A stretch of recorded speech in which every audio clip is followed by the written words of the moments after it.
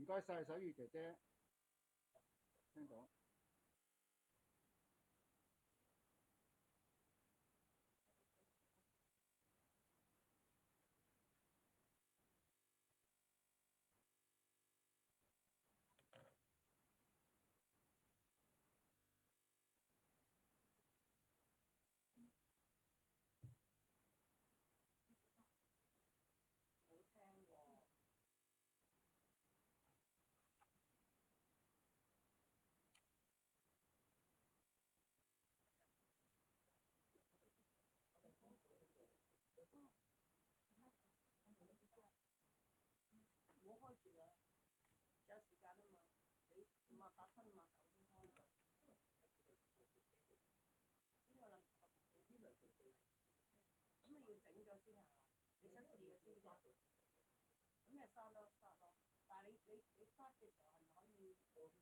正在录制该会议。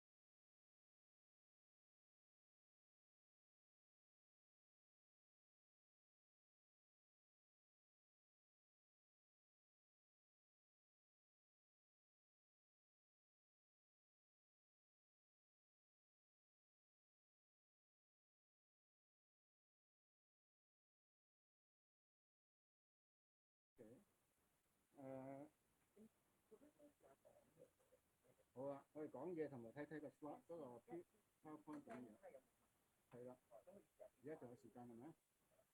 好，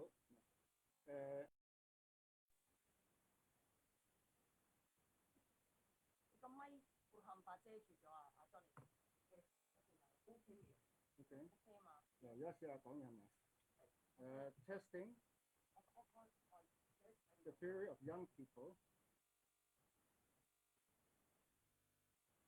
得唔得？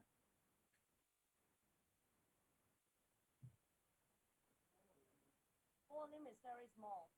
OK. 可能要冇乜理由喎，我哋平時開會 OK 嘅喎。Testing young people, the theory of young people.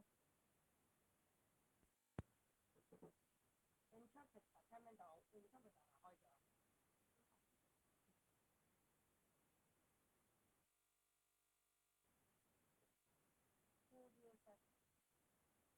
咪較高啲咯。Volume 嗰度唔要較高啫。咪。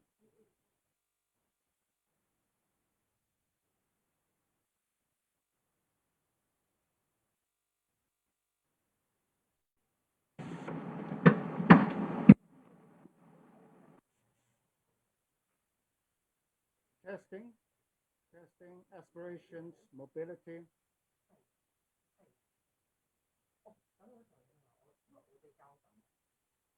係咪啊？邊個啊？係咪 interpret 就講啊？佢聽唔聽到啊？你因為你都好細聲，而家都仲好細聲。我試下，如果我轉翻用呢個，會唔會好啲？好啊好啊，好快。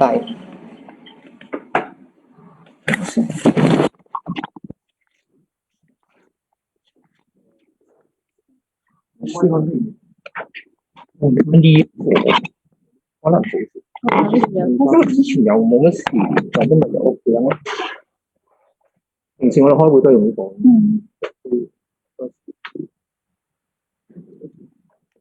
OK， 再試下係咪？可以再試下。Testing, aspirations, mobility。係 OK 啦。OK Sharon。OK testing 1、2、3 testing OK thanks。哦 testing。係咯。OK。你係。係喎。中間。我好大聲嘅，佢比較溫柔。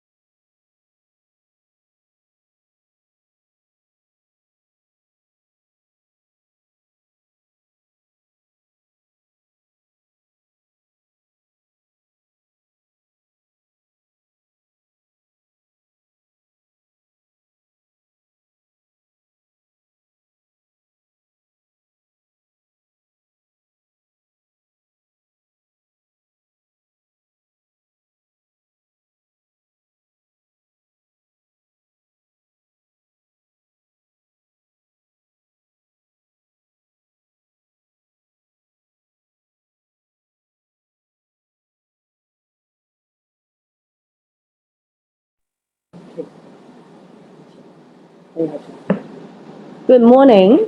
Good morning, speakers. Good morning, everyone who is watching, viewing the Facebook Live.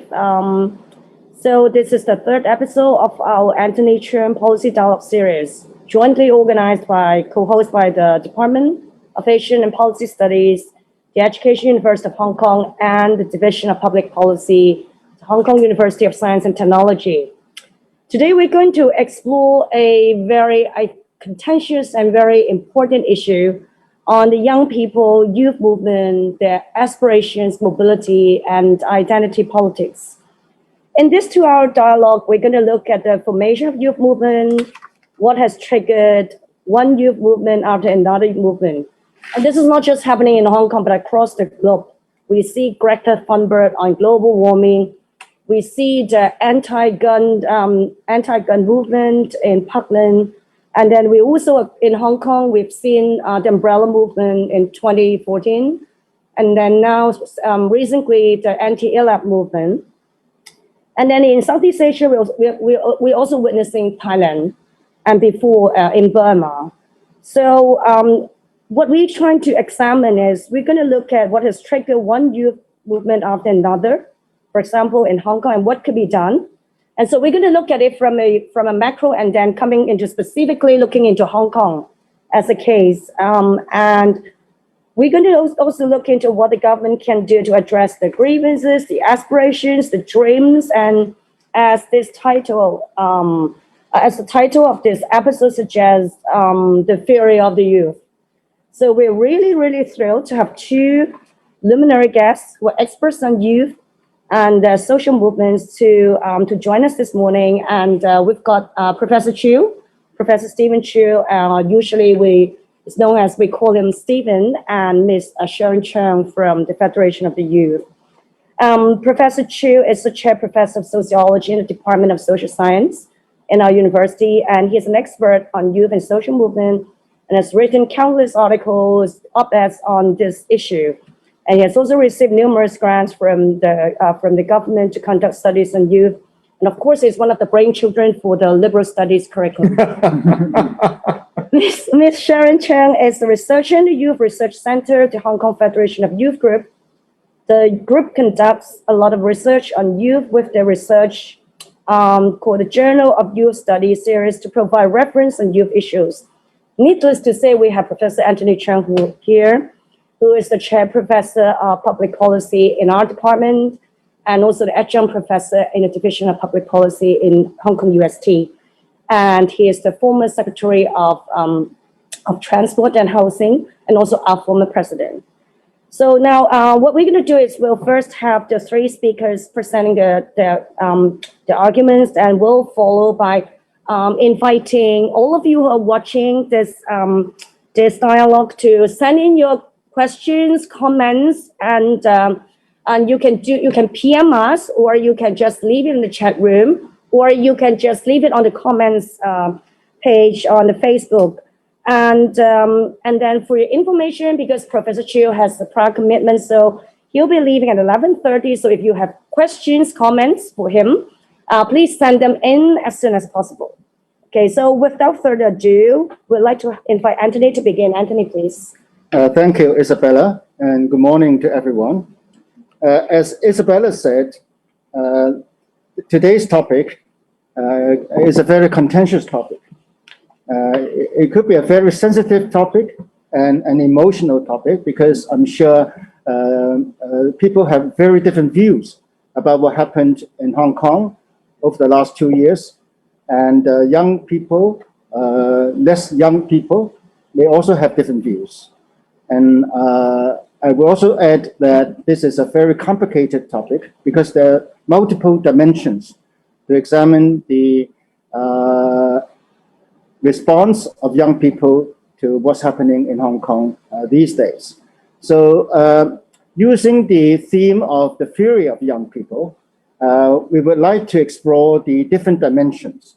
Why the young people did what they did in 2019 and afterwards. Why are they unhappy? And what do they want? Now, obviously, this is something that government should be very interested in, because as many leaders across the world have always emphasized, young people are the pillar of society. Young people are our future. Now, it will not be doing justice to young people if we just assume that within a short period of 1 hour, 2 hours, we'll be able to explore all the issues. And for my part, in this presentation, I will try to use some images to highlight the features or the nature of the movement, the youth movement in Hong Kong. And I use the word youth movement because this is one way we can understand young people. And throughout the last century, if I may, in fact, we have witnessed many young youth movements at different stages of history, whether in Hong Kong, on the mainland of China, and across the world. Okay, let me begin by showing my PowerPoint.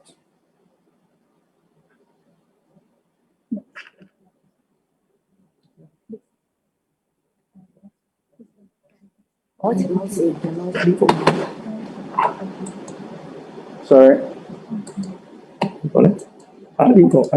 Okay.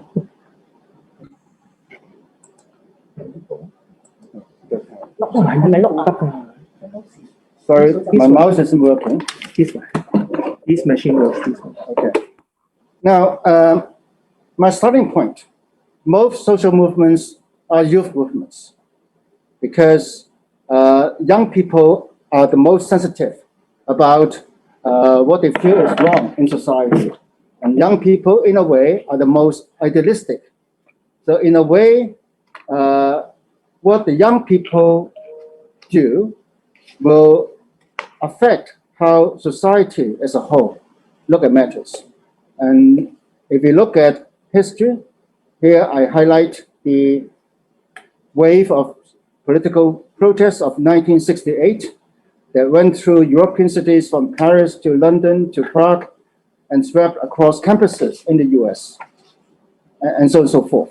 And the movement eventually led to student radicalism and even some rather violent and terrorist moves. And I've been through those days when I was much younger. And I could still remember that the formation of SDS in the US, and SDS represents Students for Democratic Society. The weathermen also in the US now have been affected by reports on their actions and their aspirations. And the sign here, okay, I can't show the. Now the symbol at the bottom of the right, on the right hand side, now that is a symbol of the weatherman. Okay, and then above that symbol, we have that particular saying, which was very appealing to young people, including myself in those days, that we should not trust anybody over 30 because they are too pro-establishment, because they have vested interests.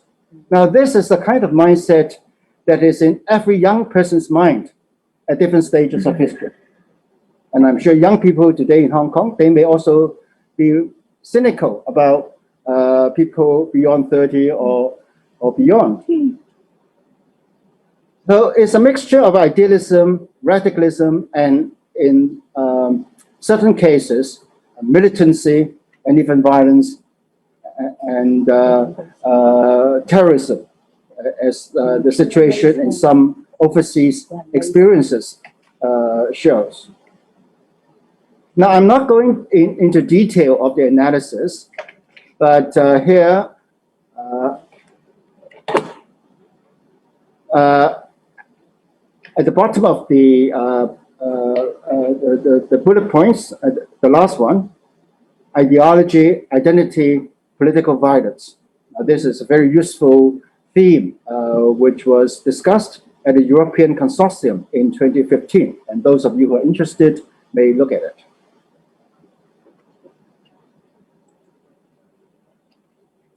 Okay. In China, again, I've lived through those days. The Cultural Revolution, at the beginning, you have the Red Guards movement, their aspirations to eliminate, to eradicate the 4 O's, okay? Old customs, old culture, old habits, old ideas, old mindset, everything to do with the status quo. And before that, in 1957, what Mao Zedong said to young people, that was during his probably the only visit to a foreign country. He visited the Soviet Union in those days, and he addressed Chinese students in Moscow. And he said in English, young people, you are the future. The future belongs to you. The future belongs to us. But ultimately, the future belongs to you. Now, this is what leaders often said to young people. You are the future because at the end of the day, you take care of society in the long run. But of course, as the younger generation migrates to an older age, of course, the way they look at things, the way they look at how society should be run might change. And then they will be challenged by people younger than they are. And this is a fact of history.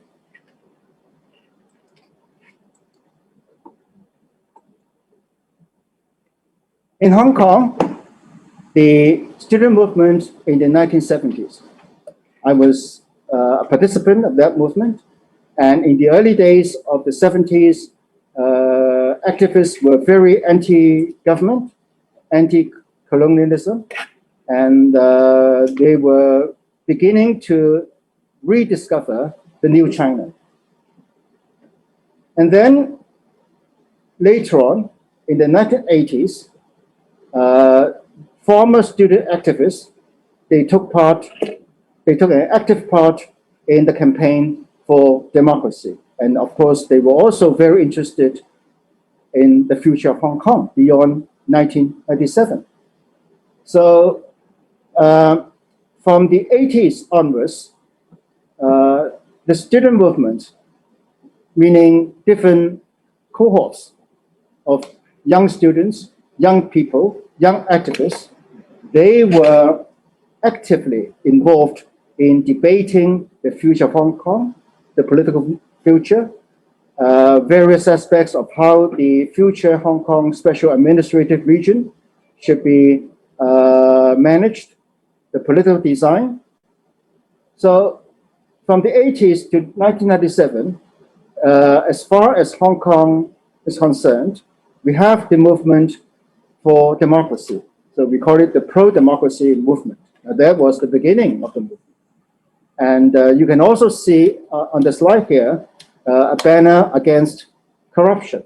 That was in 1973, I think.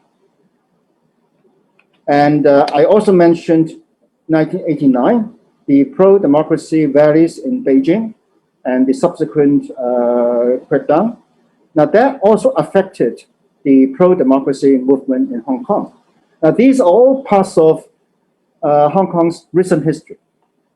So in a way, I would argue that in different eras, young people of that era would be concerned about what was happening then and what they would like to see as change to society. So there's nothing surprising in a way that in the last few years, young people have been very active in responding to what they see as issues and problems in Hong Kong. Of course, how they understand those issues, whether they see as solutions to the problems they have identified, those could be quite contentious in society. And that is the same case everywhere.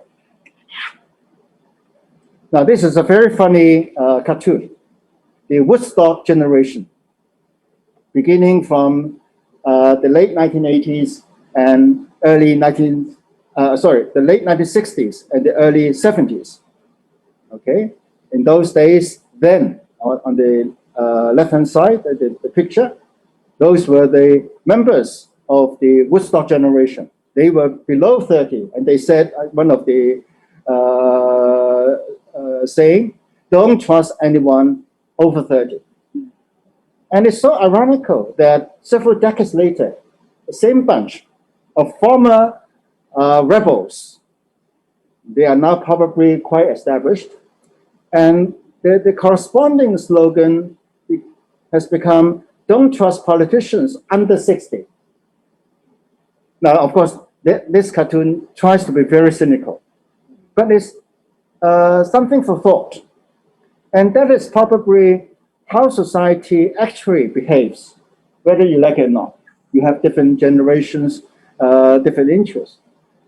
So looking at Hong Kong this way, we can suggest that the theory of young people could, in one perspective, be understood as an intergenerational conflict or intergenerational challenge. And this happens in every generation. So young people today, maybe 3 decades later, they will become the target of challenge by their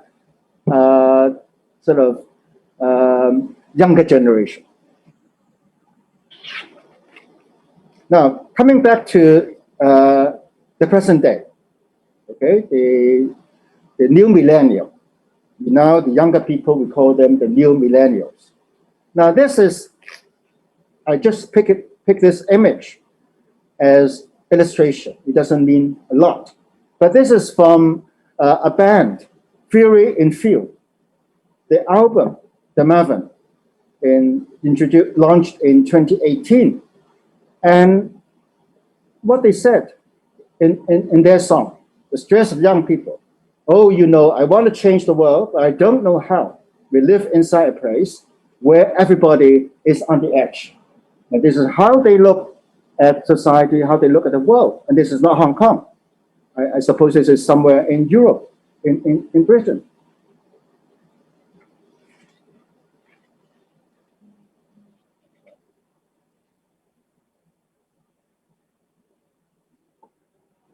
Sorry, the mouse is not working. Page. Okay, next page.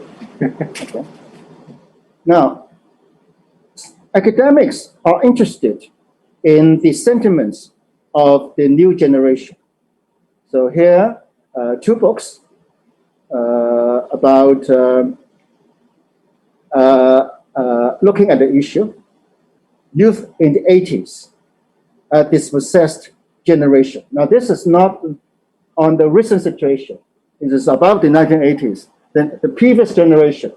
And in the 80s, people were beginning to wonder whether the young people in the 80s were already a dispossessed generation.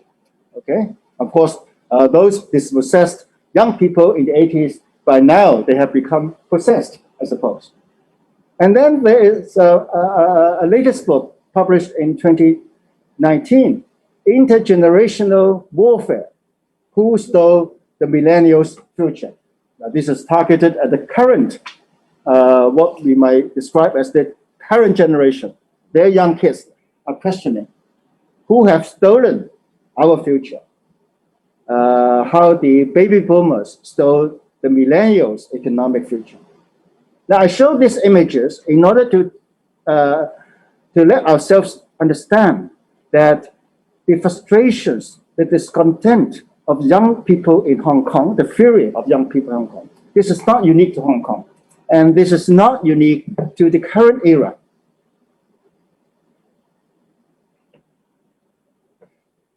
Politically, the discontent of the young people in Europe and elsewhere have also led to the rise of populism and the success of what academics describe as the RPP, right-wing populist parties. The rise of populism, the anti-globalization sentiments or campaign, because many people blame the current situation on globalization. And then increasingly, different societies, different countries have become more inward-looking. They're more protective of their own local interests, localism, nativism, or a new form of nationalism. Could be described as features of modern society these days. And they are, of course, anti-establishment, the young people, critical of the elite, because these populists, if you like, consider the elite as corrupt and self-serving entity who sells out national interests. And the political support for RPPs has become an expression of nativism. So it's not about what RPP actually said in their manifesto. If one day they will become the government, it's more a political symbol. And increasingly, populists and younger voters desert the traditional parties because these parties are regarded as part of the corrupt elite. Now, these are the political expressions of the sentiments that just described of the younger generation who are so unhappy about the status quo.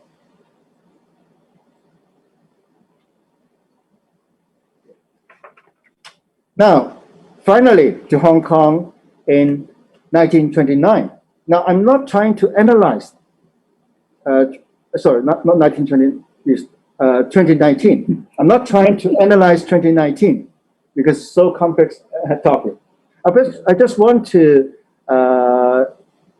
highlight some, the way some media, foreign media, describe Hong Kong. So this is June 17, 2019, according to BBC News. How radical youth forced the government's hand. Now, the description, exactly word for word from BBC. In just 1 week, Hong Kong has witnessed 2 of its largest ever protests, as well as its most violent protests in decades. At the forefront of these demonstrations are young people, many barely out of their teens. Why did they get involved? And how did they manage to force the government's hand? These are the initial questions asked by people who are not locals and who look at Hong Kong, and then they ask those questions. Next, August 2019, so 2 months after the June protests. And here, this is from BBC again. Somehow I feel among the foreign media, BBC might be more reliable. Because I mean, all foreign media in those days, when reporting on Hong Kong, they're very emotional. They get very emotional. So one perspective from Professor Francis Lee of Chinese School, 𝗦𝗲𝗻𝗀 教授. Okay, he has been doing a lot of surveys on young people. And according to BBC, he described Hong Kong at that time as society falling apart. And according to him, young people are fighting for a just and fair society that they perceive to have been falling apart over the past decades. And he found, according to his surveys, that 80% of participants believed the protests should continue if the government did not make any concessions. Approximately half of those questions supported further escalations. So they're pushing for more radicalization. Now, on the other hand, and here BBC was quoting Regina Ip, one of the pro-establishment legislators. And Regina asked the question, why are the protesters so anti-China? And she said, according to BBC report, I think they have been brainwashed by many anti-China teachers. They feel threatened by the mainland because of its economic rise. Hong Kong is paying a big price for the extradition bill, all the pent-up anger, all the long-standing problems of wealth gap and housing problems. So she was pointing to problems, social problems, how young people feel about China. Then last year, beginning of last year, and this is according to Time, because the cover photo of Time magazine was a face, a facial image of a young protester in black in Hong Kong. And according to that report, the young person said, I absolutely will not back down, okay, not compromise at all. And at the bottom, the description was directly from Time magazine. But in the quest to safeguard their society, they have plunged a thriving metropolis into chaos. Now that is the experience of the last 2 years. Why did why was Hong Kong turned into such a chaotic situation? Okay, why did young people not back down? Why was there no opportunity, no incentive for any form of compromise, any form of reconciliation? Now that should be the question asked, even now. Now, up to the middle of last year, according to police statistics, some 9,000 people were arrested, and about 40% were students. Close to 2,000 at college level and above, and over 1,060 of them were secondary school students. And this should be quite alarming. I mean, so we're talking about young people in their teens, and they were arrested.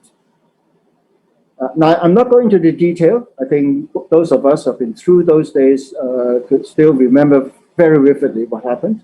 But these are some of the snapshots that should enable us to reflect on the fear of young people in those months.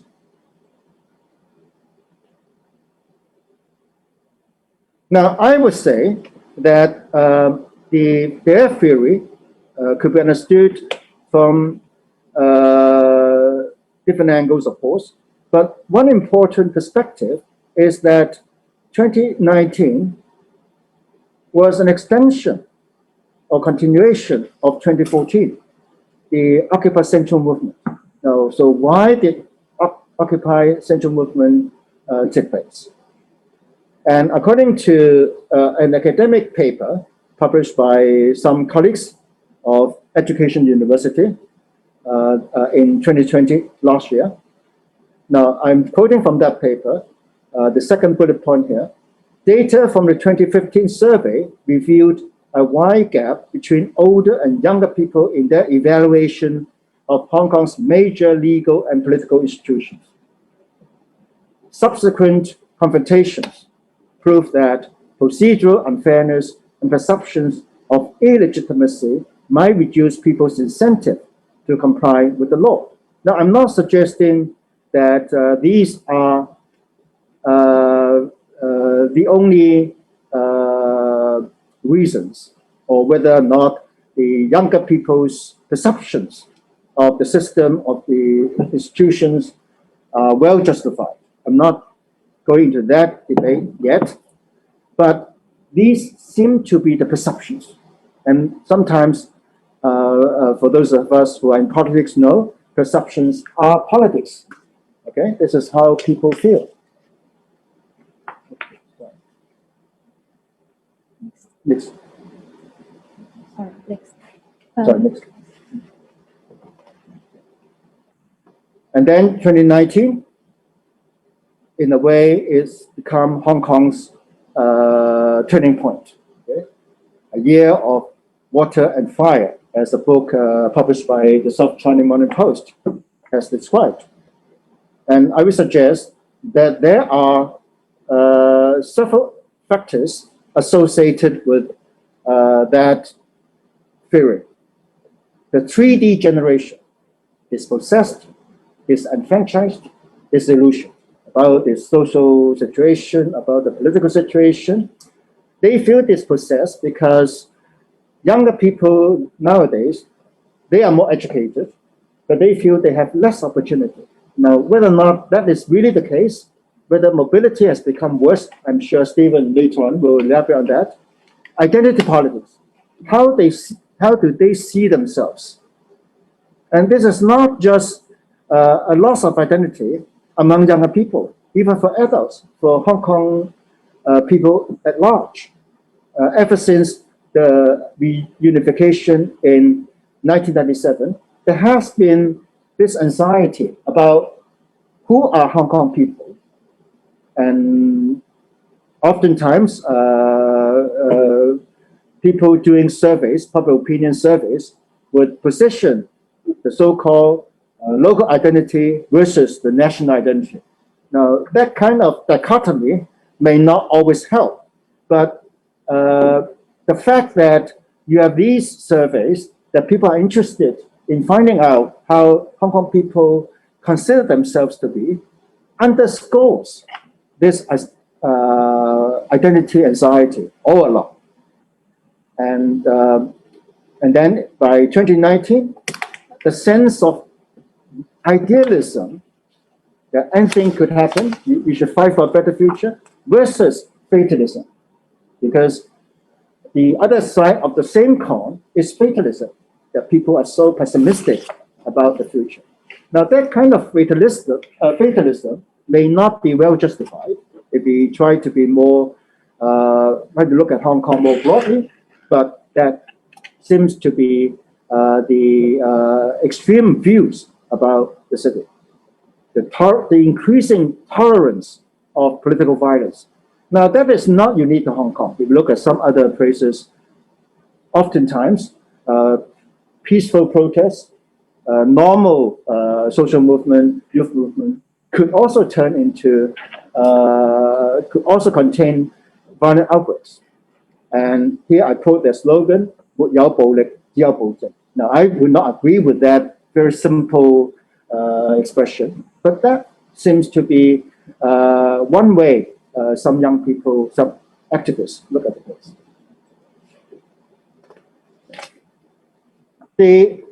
As I said earlier, this rise of the new identity politics could be traced to the 1990s. Okay? And I will highlight just a couple of points here. The fear of losing, the third bullet point, the fear of losing. And this is, I'm borrowing this concept from some academic discussion about radical movements across different societies, the fear of losing. Now, you may not be entirely happy with what you already possess, but then the worst case is you even fear that you're losing what you already have. Now, and in terms of identity politics, I could observe that over the last 2 decades, some Hong Kong people are worried about losing what they will regard as Hong Kongness, something that would describe the Hong Kong legacy, the past legacy. And of course, oftentimes, this concern about protecting Hong Kongness was unfortunately put against the national identity. So Hong Kong versus the mainland, the SAR versus the central government, and this would turn easily into political confrontations. So the radicalization of younger people in Hong Kong, even though it's the same as similar movements elsewhere, but in the Hong Kong context, it has very serious implications for the national identity. And that's why I said in the last bullet here, opposing identity discourses, the localist, separatist discourse versus the nationalist discourse. Now, in other countries, youth movements often said, okay, we are launching a challenge in order to rediscover or re-establish the national goals, the national identity. For example, in Thailand, last year. But in Hong Kong, the national seems to be a very contentious or fussy topic. Okay, latest, earlier this year in January, a survey done by CHEUNG for PICO, the government's Policy, Innovation and Coordination Office, and found that quite a large number, as much as 90% senior school students do not have confidence in the government. Of course, that study is not, you could not say that study would be a very representative survey, right? But it focused on a total number of 250.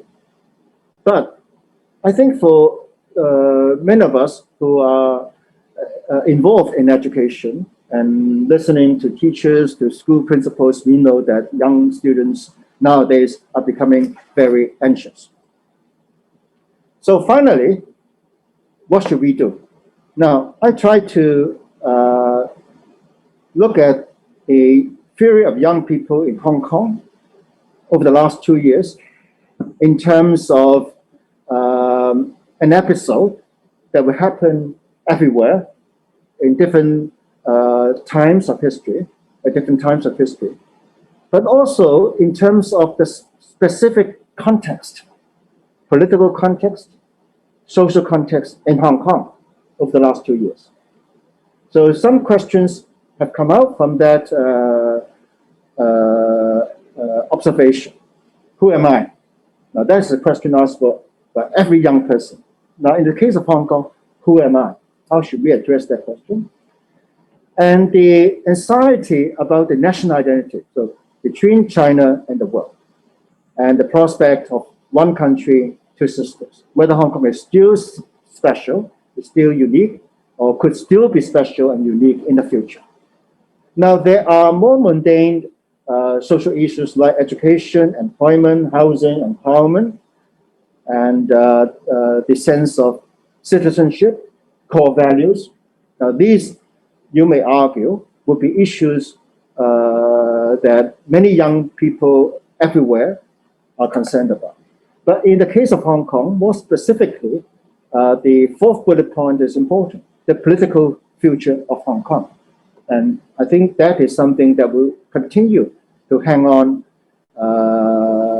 in Hong Kong.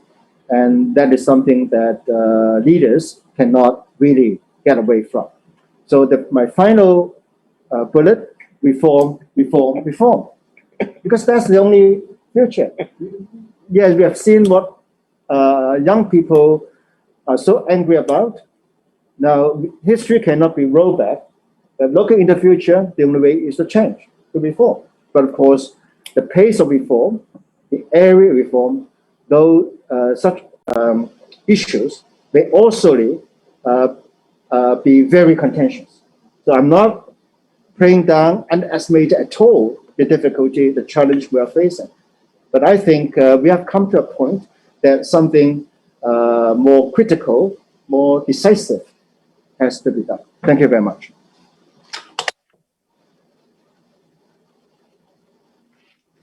Okay, thank you.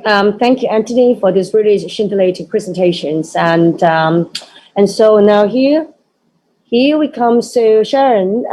So if you're ready, yes, okay. Okay, thank you. Let me say hello to you here. As far as I know, most of the participants today are students from the education at university and the HKUST. Having seen so many young faces here, I recalled my memory of my university life. My major subject in my university was political science. Naturally, in my work, many topics of my research are related to public administration. Here are some research areas I have touched on. For example, improving public consultation and nurturing of young talents for good governance, as well as using social media for more effective communication performance of government. After graduation, I joined my organization, the HKFYG. This is an NGO working for young people. Frankly speaking, I have forgotten some old data of my research work, but the data collected in recent years, particularly those related to the plight of the youth, are so impressive that they deeply imprint in my mind. I would like to share some of these impressive data with you in my presentation this morning. All data presented here are from my organization.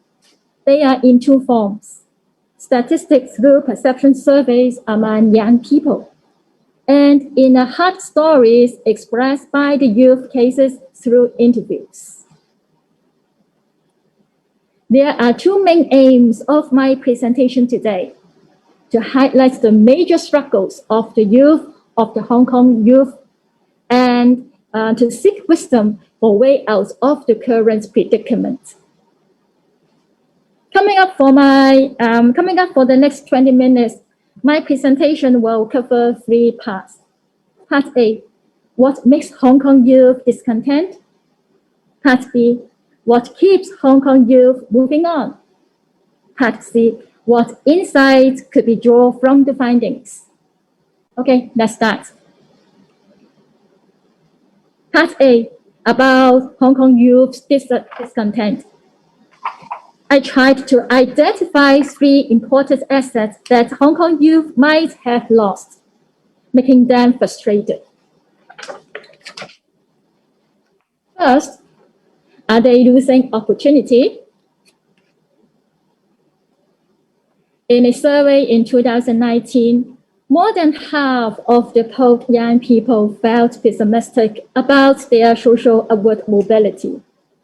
The figure was almost 20 percentage points increase from that of the 2017.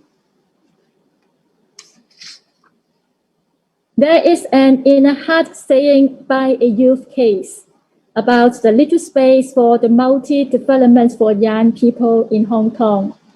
The case mentions that he cannot afford to rent a room to play music. He wants to develop a career in the cultural and creative industry, not necessarily aiming at earning big money, but he finds no such a chance here. The case feels very discouraging because he thinks he cannot do anything in Hong Kong. Second, are they losing trust?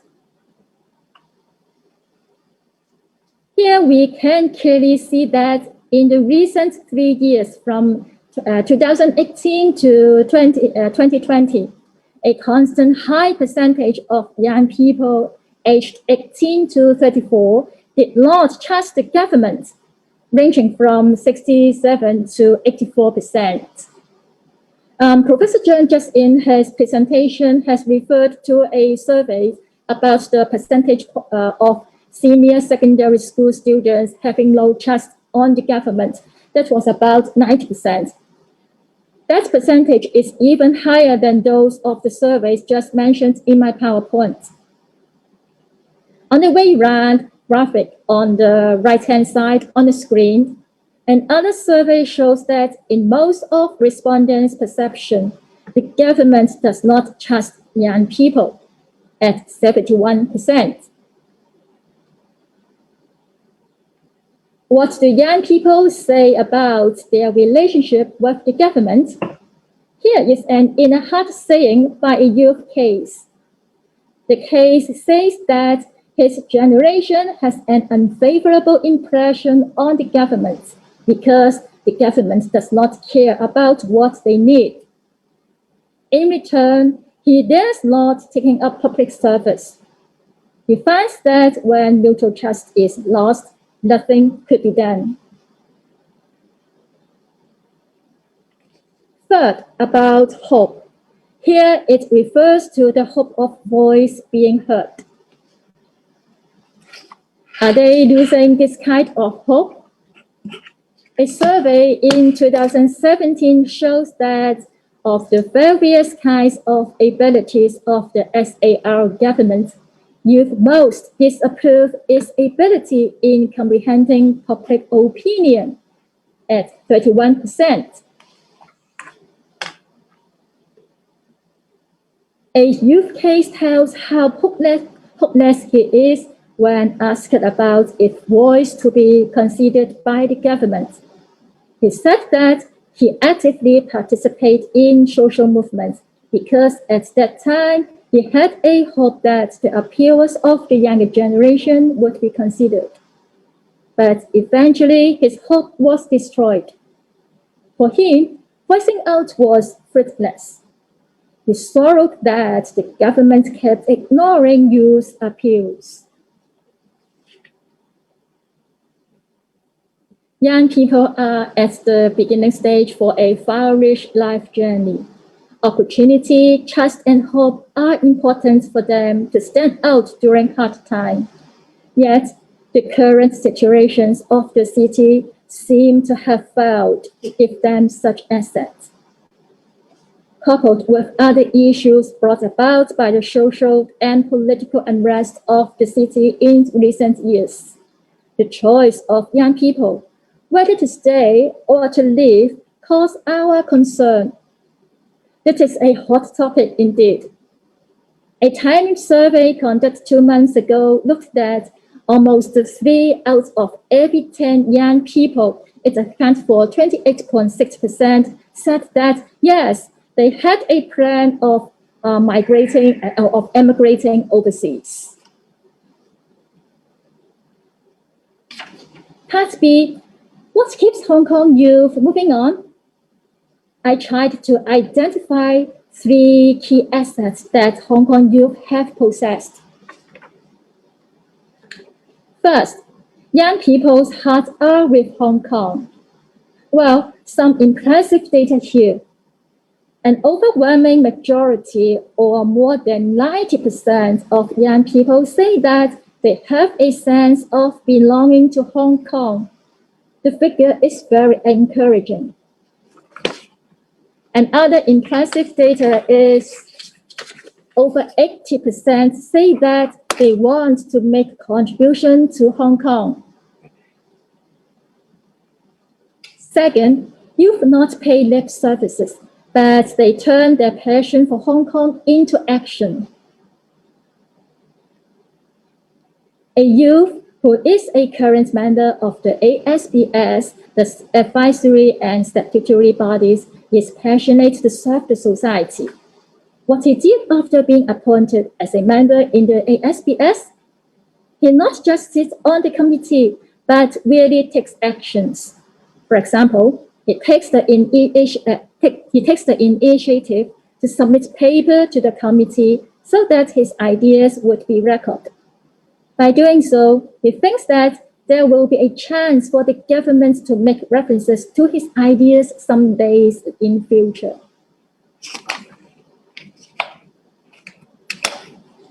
Another youth who is also a current member of the ASBS spent extra time to arrange pre-meeting with other members at similar age group of the committee that she has served to make herself more familiar with the issues to be discussed at the official meetings. Third, with action, youth have a belief in participation for change. The proportion of young people believing that they could bring change through participation stood at a stable level, at around 70% plus during the second half year 2020. A youth SBS said that she made input to the committee with new ideas for running a traditional district level event. The event was well received finally, with many residents finding that the event was a big difference from the old one. The event had attracted many different stakeholders to join in. Other district organizers make references to her ideas for their coming similar events. She was glad that young people could make an impact. From the above, we see that Hong Kong has a special place in youth's hearts. They turned passion into action. and they believe that participation could bring change. These are valuable assets of the Hong Kong youth. A recent survey shows that more than 50% of youth have a hope in Hong Kong's future, while 44% think otherwise. I am thinking of how to keep young people's enthusiasm up on the one hand, and on the other hand, explore if there is any chance to make some of those as the age group of the 44% to come to the opposite side, that is, to make them more positive towards Hong Kong's future. The last part about insight. You may or may not agree with my observations about maybe we can have more discussions later if have time. Whatever it is, what inspired me most from the above building opportunity, trust, and hope is a tough and big issue, in particular for the case in Hong Kong. There is no quick fix, yet it does not mean that there is nothing to be done. I truly have confidence in young people. Finally, everyone could have a role to play. Here, I would like to raise a question to seek wisdom. Youth are the pillars of our society in future. We need to make them more well-prepared, no matter how difficult the situation is. So, any possible way out? Let me briefly share with you what my team and I have committed to try taking a role. We run a local youth think tank, the EdUHK. It is a platform for us to engage young people as a partner to make impact through conducting in-depth research. Currently, there are around 80 members of the EdUHK. They are the young professionals, entrepreneurs, and tertiary students. Indeed, the process of such kind of engagement and partnership is not easy. You see, it is rather a step-by-step process. During the process, our think tank members are deeply involved in different areas, such as identifying problems that's worth paying attention to, collecting data. Mostly, they take part in interviewing with experts, scholars, and ex-officials for their viewpoints, verifying facts, communicating with public, and finally, making recommendations from news angles for policy advocacy. From my observations, these steps have paving way to build opportunity, trust, and hope in long term. For example, think tank members have an opportunity to address what issue they want to tackle or to arouse public concerns. Interactions with different stakeholders during the process encourage our members to develop mutual trust between people. Hope of voice being heard is more possible because members are taking part in policy advocacy to the government, to the society, and to the public. Regarding policy advocacy, for instance, the photo on the left was taken in an occasion in which our members met up with the current Secretary for Transport and Housing, Mr. Chen, last year for views exchange. Members made good use of this opportunity to present findings and recommendations of one of their research studies about the housing need of young people. For the photo on the right, I joined my members in an occasion announcing a research report about how the social media could help improving good governance for the SAR government.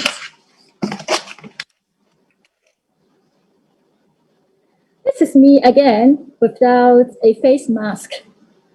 I was so moved by the energetic commitment of the young members. Why do I say so? I witnessed that they WhatsApp in the midnight for discussion. They come out on Sundays for holding press briefing. They make every effort to come up with policy recommendations to the government, or are involuntary based, striving for excellence. I was really touched by this genuine cooperate and partnership with young people. Indeed, there are many factors attributing to the theory of young people. The presentation above highlights the major struggles of the Hong Kong youth today. Hope that it could further inspire your concerns to see what services or how to have more possible way out for the youth from the current predicament. Thank you for listening. Okay, thank you very much, Sharon.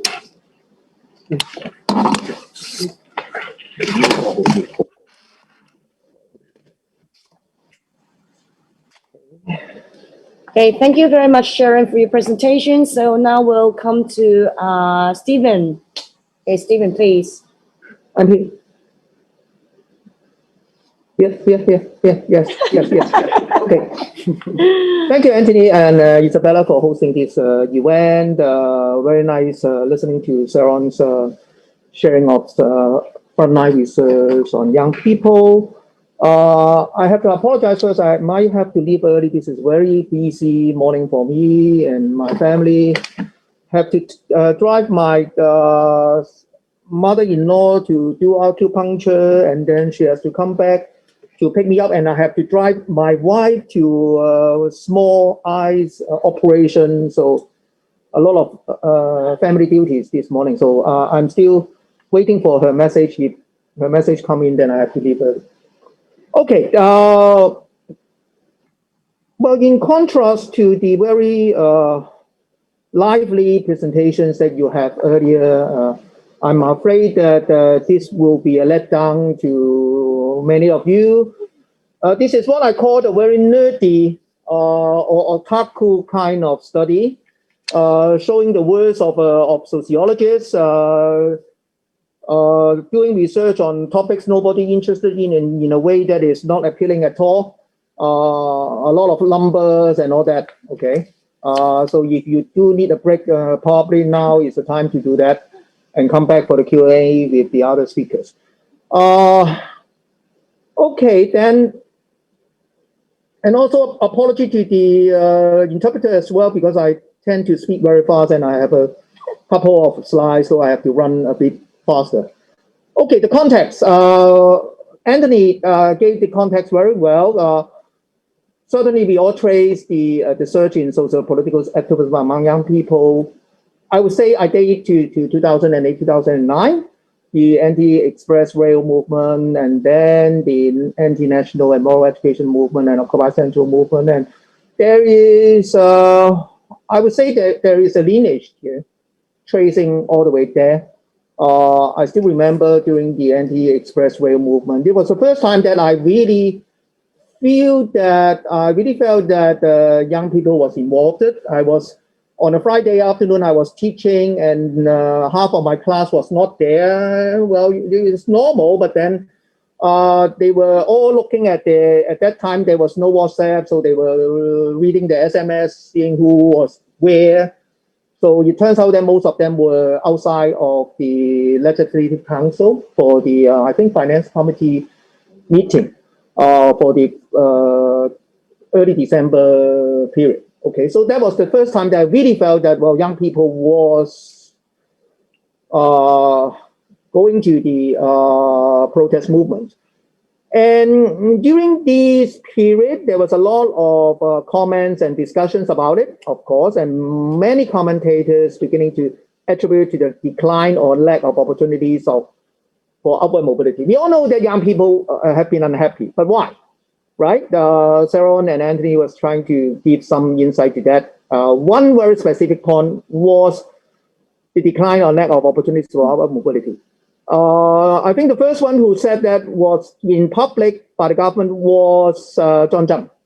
Okay, in one of the phone-in programs, there was a young doctor who said that I graduated, but I could not buy the house or something like that.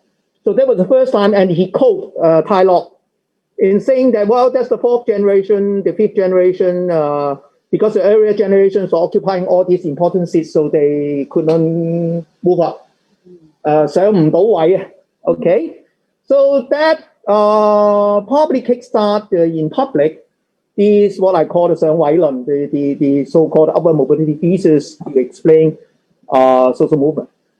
And last year, no, 2 years ago in 2019, the government again threw out this deep-seated contradiction, 深層次矛盾, in trying to struggling to make sense of it, and this is it.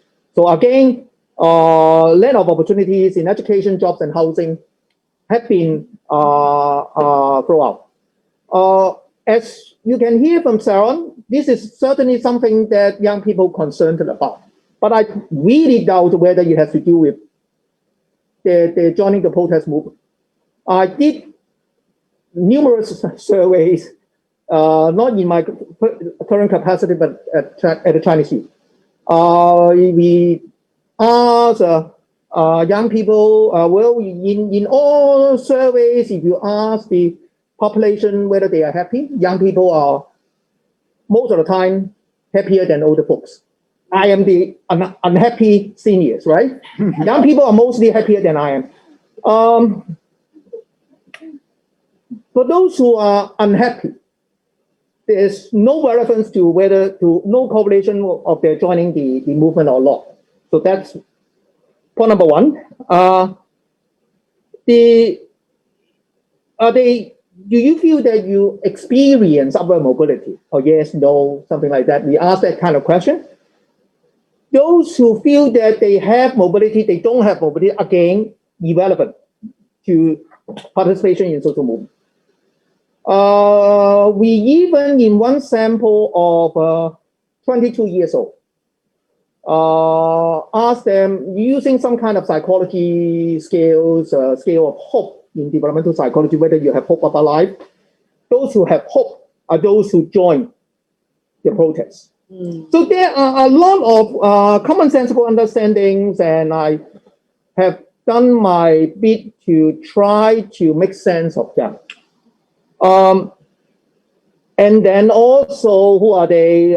We also understood in another survey that those who did volunteer work, who donate to charity, are also those who were more likely to join the protests.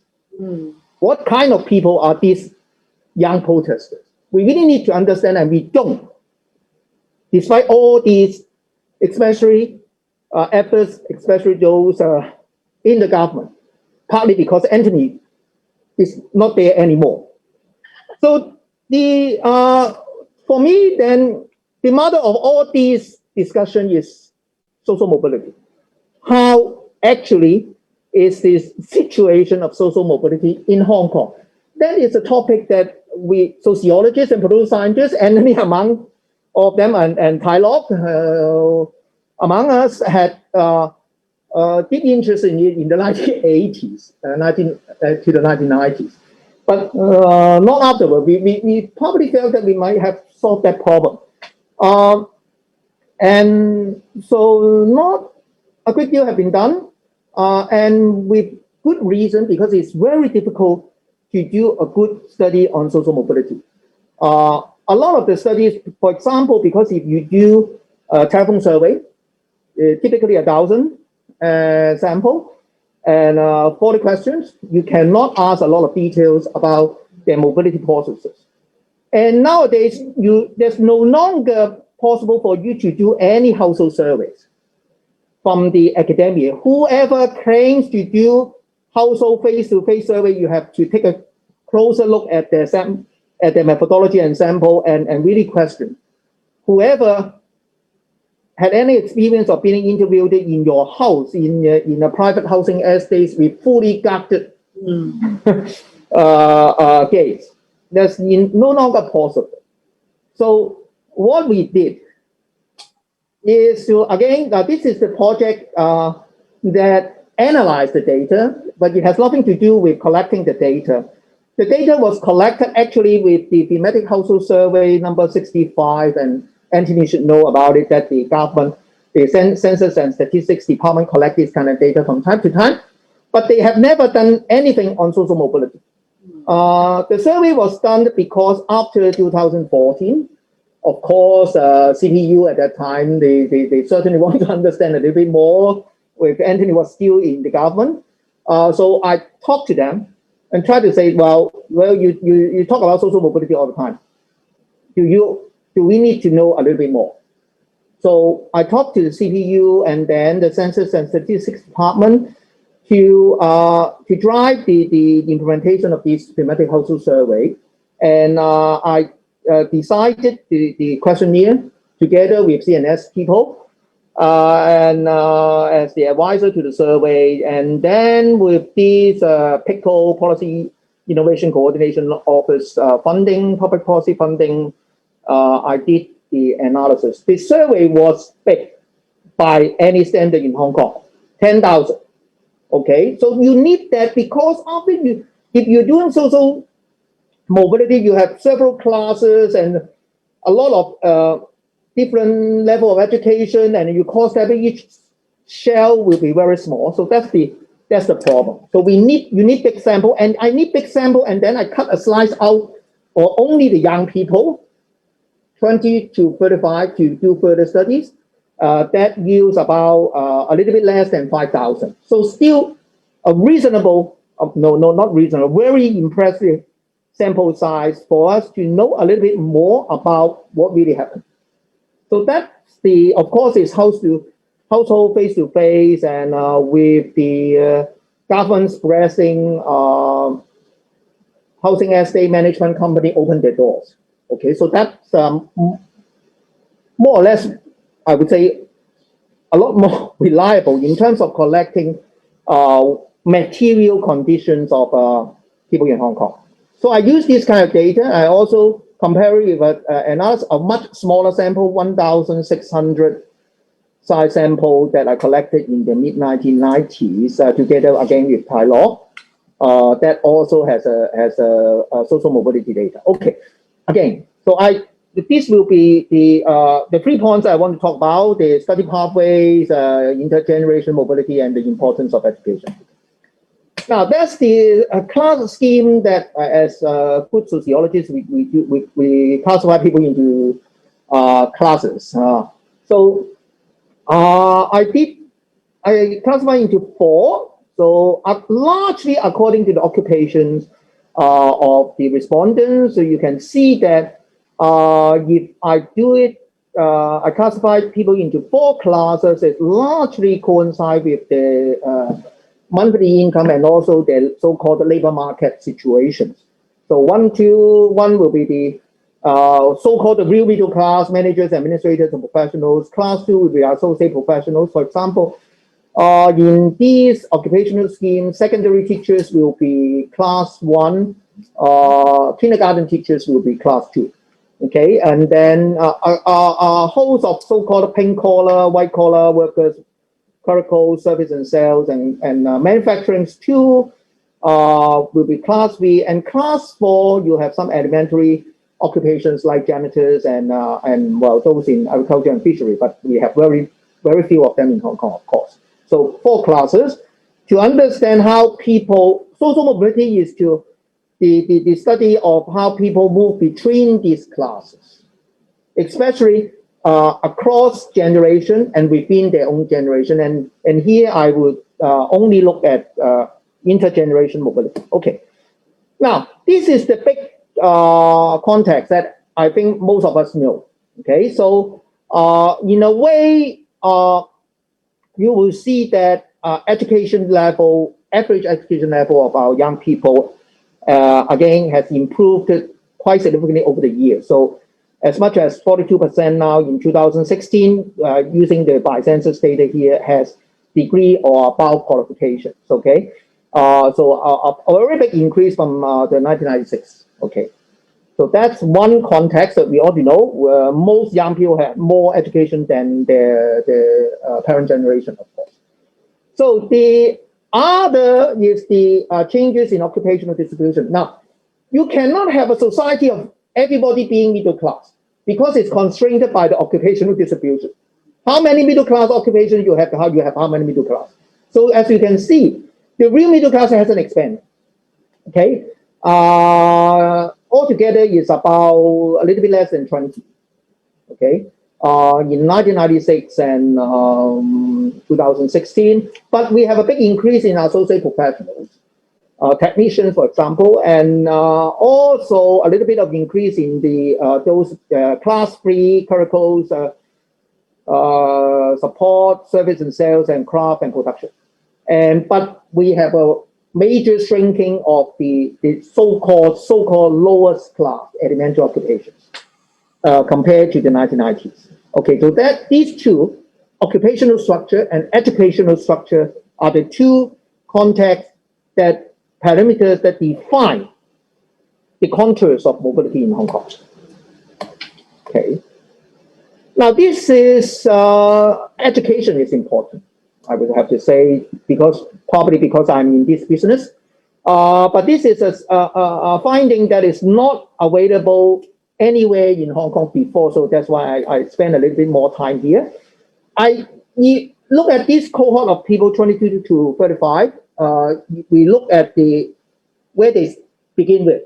Well, everyone, most of the respondents, of course, finish high school now because we have 12 years universal education now in Hong Kong. So what happened? What do they give after they finish high school? About 42%. Now this is way above the so-called UGC figure, of course, because a lot of them went overseas, and quite a number of them now study in private universities. Okay, so 42%, which is a bit higher than some of our common understanding, but still makes sense. And what are the rest doing?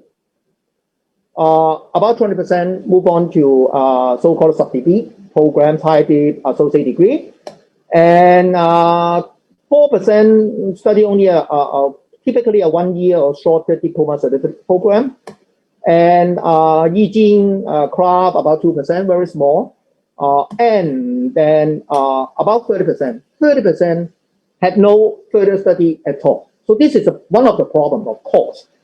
And among those who move on to sub-degree or other post-secondary studies, another 10% move on to university eventually. So altogether, in that sample, about half of the young people who finish high school eventually, after a few years, probably in some of the cases, about half of them progress to university, then about 16% no university afterwards.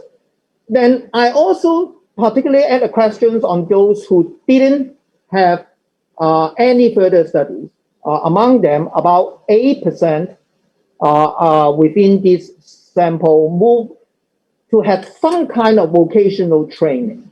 Now that's another problem, because another 22% of all the high school leavers, they did not have any further education nor training. Oh, that's another problem, right?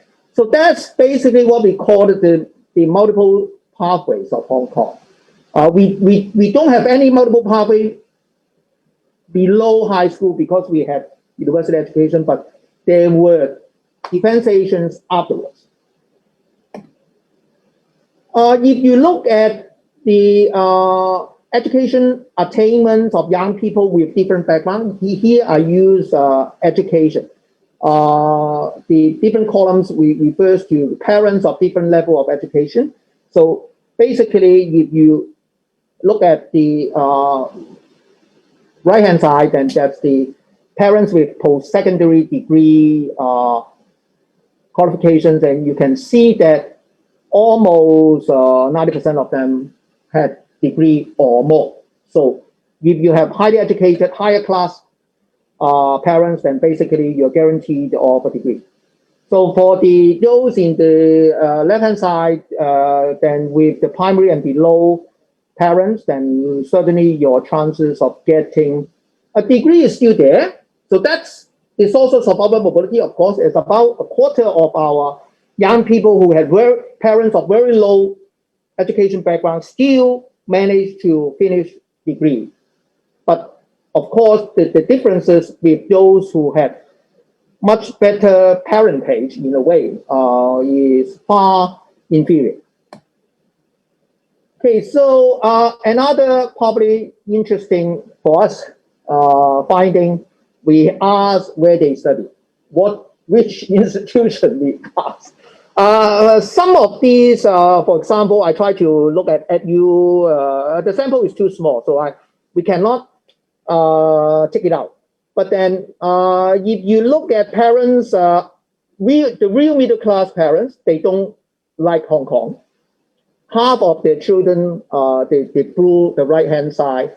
They go overseas. Okay, and then the big three. The bad news is that the big three are not getting a lot of the, well, maybe the good news is that they only have about 20% from the so-called the real middle class parents with degrees and above.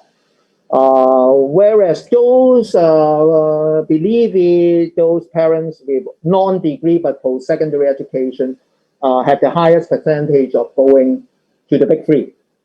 So basically, big threes are those who cannot afford overseas. So that's the reality nowadays in Hong Kong. So we have again a major differentiation in the kind of the qualification and places. They are all getting degrees, but where and how they are getting the degrees is the problem. They get it directly, or they are getting it in Hong Kong. They are getting in the big three. They're getting in other institutions. They are getting in the mainland Taiwan. That's the problem. Okay. Now, to really the gist of my presentation today, intergeneration mobility. You are in all these analysis, you have origin class, your parents class, and you have your destination class where the young people were, what kind of occupation they were having, if they are working at the time of the survey. So this is unfinished, of course. They are still young. They might still move up or move down, but that's the big picture. You will see that the origin class, in terms of origin class, class one more or less the same as we have seen from the occupation distributions, and class two has a major increase from 7.3 to 25. Class three also shrank a little bit, but basically class four shrank quite significant. Okay, so what are each class, children of each class doing? So if you look at class one, I don't know whether it's good news or bad news. That depends on how you interpret. There are quite a substantial percentage of those with good parents. Class one parents are moving down. So there are some downward mobility. But in a so-called meritocratic society, in a so-called fair society, you should be moving up or moving down. So it depends.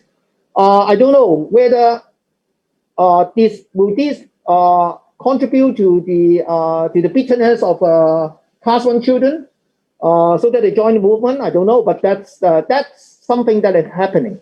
Only about 40-something% maintain their position. Okay, again, class two, you see the people going up, people going down. Class three, more keeping their position, but then there are still a substantial percentage going up. Even for class four, again, there's still some percentage of people who move up all the way, we call it long range upward mobility, to class one and class two. So that's, if we look at 95 and compare it to 2017, you see the class structure changed quite a bit, and I could not stay here for too long. But just a very quick summary is something like this.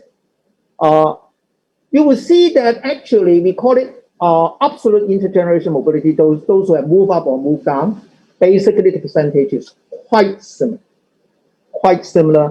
in the 2 years. So there are people moving up, there are people moving down.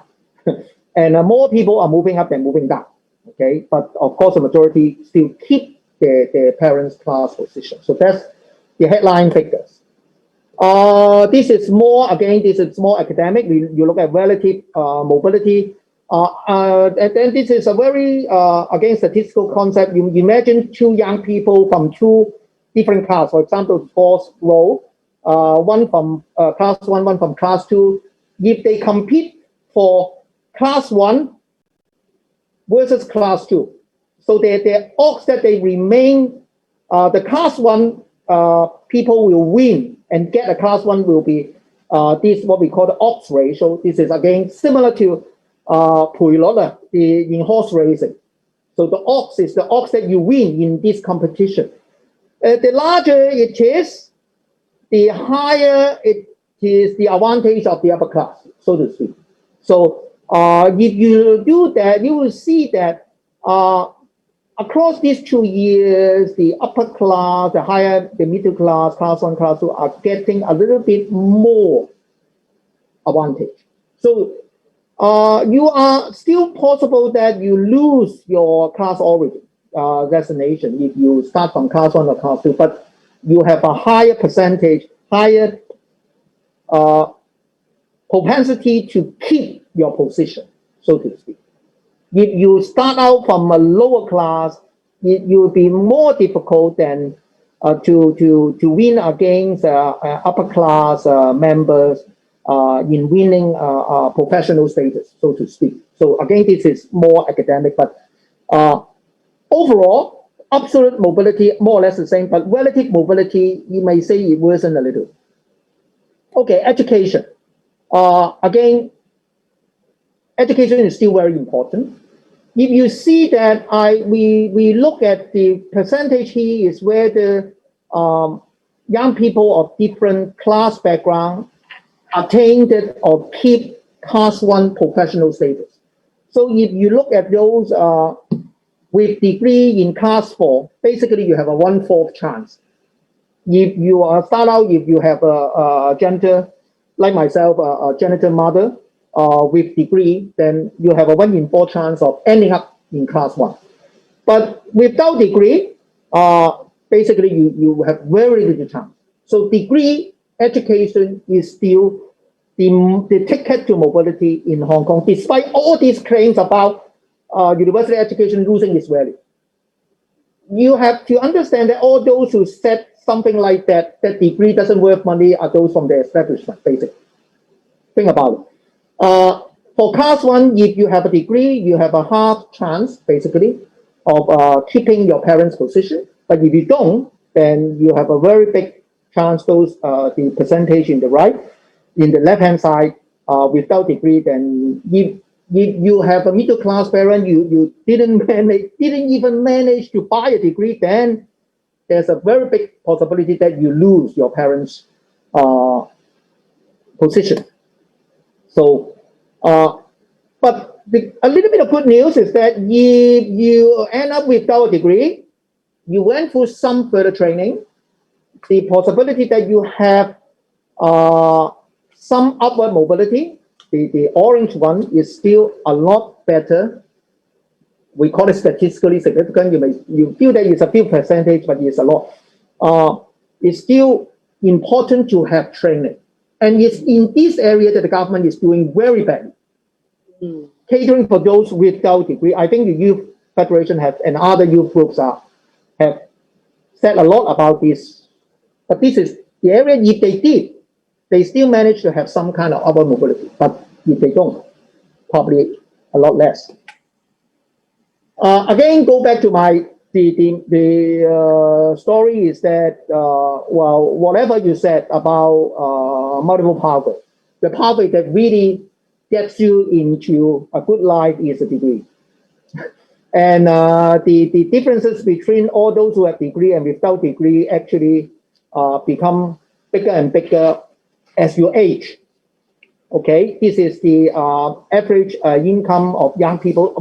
Here we use our data, but the data from the census is the same.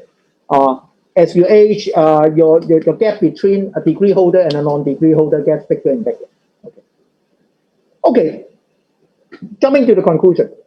One point, of course, is, as I said, expansion of higher education and changes in occupational structure largely define the pattern of social mobility. Whether there are rooms at the top, we don't have a lot of much larger room at the top, so to speak. The occupational structure at the professional level doesn't change that much. Economic structure basically defined it. We don't have high tech, and after we lost all these, for example, managers has become less because we have less smaller firms, the factories. You have fewer factory owners, so fewer managers, so to speak, and the development of finance compensated a bit. Public sector jobs also, but basically it remain more or less the same. But associate professional, some of the technical jobs makes up for some of it. Most young people have higher education attainment than their parents, but still education inequality is still very, very obvious. If you have good parentage, you have higher education, and higher education brings mobility or keep your position. So intergeneration mobility is too high. So that I don't think that doesn't support the view that we have a broad mobility. There are people who move down, there are people who move up, but the perception is another thing. I'm not talking about perceptions here. So there are more upward mobility, less downward mobility. Relative mobilities are lower, higher odds ratio, indicating degree of inequality in chance of social mobility has increased. Imagine it's a competition. Someone coming from the bottom, like myself, will have a far lower chance of moving to class 1 than 20 years ago. Okay, education is still playing a very important role in shaping young people's mobility plans. So everyone is trying to buy education for their children. Even overseas, nowadays even more so, of course. So the final conclusion is that as in other advanced capitalist societies, the problem, as many sociologists point out, is not about social mobility. Social mobility has been, they call it constant flux. So there is fluctuation, but there's no very clear-cut trend of going down, going up. After the early period of the industrialization. So that was the consensus in most of the so-called advanced countries. The problem nowadays that a lot of sociology and some political scientists are pointing out is not social mobility, but social inequality. They are still, being probably middle class nowadays, the income gap has increased if you measure. So, for example, if you measure income inequality, income mobility, the mobility has become lower. That's another line of study. The gap of income and other life chances becoming higher and lower class need to be narrowed. And at best, opportunities for social mobility could only be marginally improved in a mature society with slowing down economic growth and very stable occupational structure. There's no way that you can move a big chunk of young people up the class structure because the class structure is more or less fixed. If that is the case, the gap between the top and the bottom needs to be narrowed. We have about, if you take my class scheme, you have about 50% of those in these lower occupations, but not too bad occupations. How are they doing? A lot of them are geeks. A lot of them are not having medical insurance. A lot of them are not having a very good job ladder within their organization. A lot of them are under short-term contract. These kind of problems need to be addressed rather than worrying about whether degree holders are getting good jobs. So that's the final word for me. Thank you. Okay, thank you very much, Stephen, for the very informative sharing. And sorry. So, without further delay, let's have a look at the questions. Well, actually, I have some questions, but I think I should let the viewers and the participant to ask first. So the first questions we have is about elaborating a bit more on the interesting point in the conclusion that whether citizenship and core values are still important among Hong Kong young people. That's the first question we got. Any views from the speakers? Maybe I could tackle this one because I mentioned citizenship and core values in one of my PowerPoint slides. And now, it depends on how we look at the issues or the problems contributing to the theory of young people. Now, if we consider that to be politics or mobility or social equality, of course, the real solutions are to be more focused. So it's not just promoting citizenship or core values per se, but if we consider that among all things, young people increasingly have a sense of being dispossessed. They see that societies become more unequal, unfair. Now, promoting citizenship and core values in the sense that values that bind society together, may help to create a higher sense of stake in society. And I think that kind of high stake awareness is very important for the society to come up with solutions. Because in a differentiated society, you have different interests, different views. So even housing or other social policies. So if you can have a society that could broadly share some common values, that have a better sense of being part of a collectivity, a better sense of solidarity, if you like, then I think it's more conducive to getting the solutions. Because getting solutions itself could be a very hard, arduous process. Okay, then, okay, any other thoughts from Stephen and Sharon on that? If not, then we move on to the second question. It is actually asking for all of your input. So the question goes, what are the first few specific major reforms that government should make to cultivate youth trust in it and hence government's legitimacy? Well, Sarah? Maybe I have got some ideas on the question. And in Professor Zheng's PowerPoint, the last one, I remember this reform. That's why this friend really pay attention to reform. From my observation or from my research studies, I really feel that young people are looking for a real public opinion handling from the government. You see, I find that young people do not have a good impression on the government about the performance of the government in handling public opinions. They regard this as one of the major reasons for the recent grips of the serious grips of the society in recent years, the poor performance of the government in handling public opinions. They think that the government should be responsive, should have a more brave enough to face with the public.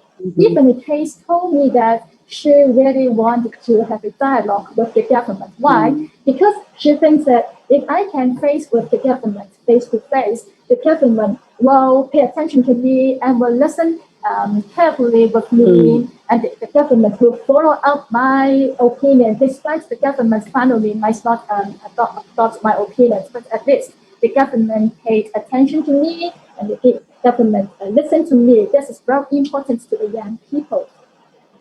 Just mentioned in my PowerPoint, I mentioned that in a survey in 2017, there we list out a list of the abilities of the SAR government and asked our respondents, which one do you most disapprove?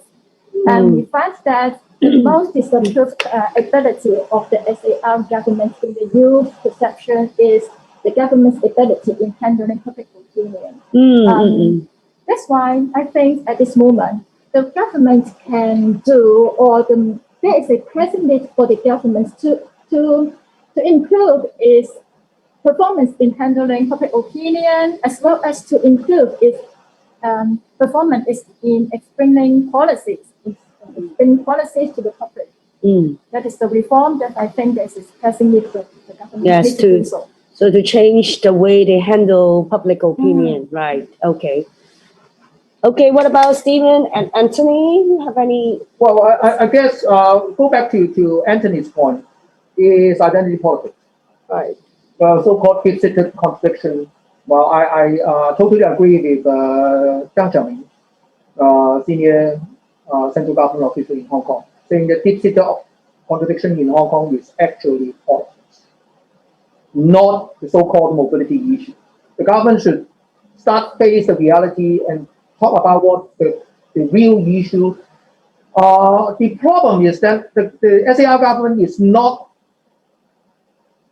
in a way, is doing a lot of different kinds of reforms. For example, in education, is reforming the DSE curriculum, reforming legal studies, but are they addressing the real concerns of reform from the angle of the young people?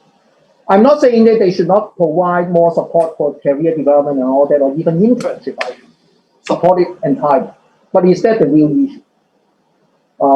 When we need to do that anyway, but not because young people are angry and going out to the streets. So we are not addressing, we are still hiding, the government is still hiding themselves beneath some facades of beliefs. So go back to Anthony's point. We do need political reform. Okay. Well, I may add perhaps a further perspective, given my experience in government as a minister. I think one of the fundamental issues, now I would not say that is entirely a problem, about Hong Kong's governance, is that we have all along been having a kind of administrative state, in the sense that the government behaves more like an administration, executive kind of government, rather than governance being a mechanism, a platform to deal with various interest politics. So now, according to Sharon's interaction with young people, many of them say, well, the government has not handled public opinion well. In fact, government has a very, very elaborate system of dealing with public opinion. Consultations, engagement, very detailed, maybe too elaborate. But the problem is, has the handling of public opinion or consultation become so proceduralized that it has lost its essence. So we have very detailed prescription about steps, what you have to do. But at the end of the day, how do you gauge public opinion? How do you interpret the sentiments? I think that is important. And in terms of dealing with public opinion, communication is important. And actually, government has a lot of information being disseminated. Communication is not absent, but communication is not the same as narrative. Narrative means you know what your target audience is, and you communicate with them as friends, you're listening to them, and then you try to have some kind of interaction, even though you have already got a rather informed view or strong view about certain matters.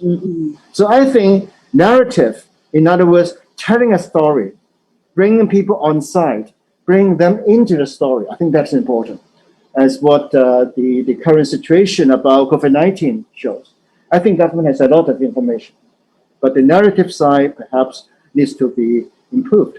Now, the other thing about dealing with public opinion or youth opinion is how do you respond so that the young people know that you are listening, you are already acting, having heard them. Now, oftentimes we find that, or the criticism is, government's response is too clumsy, is not to the point, is only half-baked, right? It's not going all the way towards addressing the issues highlighted. But I think in the real world, because you have multi-stakeholders, so government is not just responding to young people, it's to respond to other views, views that might be hostile to some of the views of young people. I mean, that happens in every aspect of public policy. So at the end of the day, in a way, you're bound to have responses which are only half-filled glass of water. But I think despite that inadequacy, it's still important to make some inroads into generating a solution. So even a half-filled glass of water is still having some water in it. It's not non-action. And then having got some actions taken, maybe that would change gradually the external environment and things will become better. Now imagine today, many young people, when they think of the colonial days, many of them say, oh, in the 1970s, 𝗦𝗲𝗲𝗍 is so great. He launched the 10-year public housing program, he did this, he did that. But I remember as a young person in the 1970s, we criticized 𝗦𝗲𝗲𝗍 for not doing enough, for window dressing. But of course, in the long period of history, when you look back, if that step was not taken, let's say, half a century ago, 3 decades ago, maybe today we would not have got something. So, my view is, no matter how limited or how half-baked, still some steps have to be taken. And that often is the way reforms have to be carried out. Right. So now it addresses actually it brings into two of the questions here about, first of all, what Stephen just mentioned about the identity issue. Like we've got to do something to make ourselves feel like we are a collective group, right? And then also about, you were just talking about the reform, the way how we see reform stuff. Now, so one question was about Chris saw a video that is to be shown to secondary school students and tries to argue that the national security law serves to protect people and gives a very positive view of it. There is also an underlying emphasis on Chinese patriotism. So do you think these videos and other efforts like this will produce pushback among young people, or will they succeed in getting young people to believe in Hong Kong-China integration? Similarly, you've got another question about your presentation, Anthony, about reform. So just happened that EDB has released the guidelines on school administration education in relation to the implementation of the law of the People's Republic of China on safeguarding national security in HKSAR. And so is it the kind of reform you mentioned? So I think these two questions address the kind of issues, how we think of being, collective, and is it the kind of, what is the kind of reform then they should, they should do? Okay, I can say something on this. Maybe Sharon could add her points as well.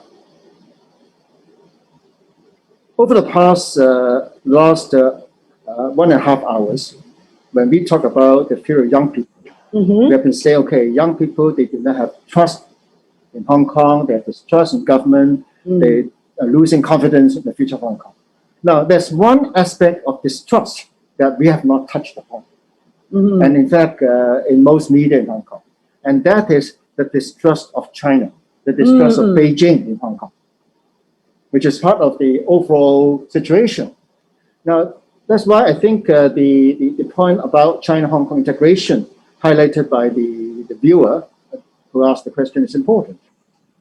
Because the crisis of 2019 and 2020 in Hong Kong is not just sentiments of people in Hong Kong or young people, but also the changing sentiments of central government officials in Hong Kong.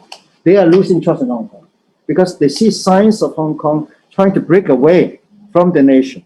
And that is why this repeated emphasis about national identity, national education, and then of course, when they see or consider Hong Kong to be breaking away, that is a kind of color revolution, and therefore you have the national security legislation or national security law.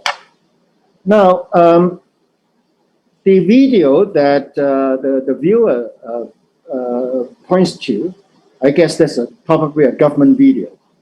Now, if you look at any official pronouncement by governments everywhere, in the US, in other countries, about national security legislation, such legislation is always about protecting the nation.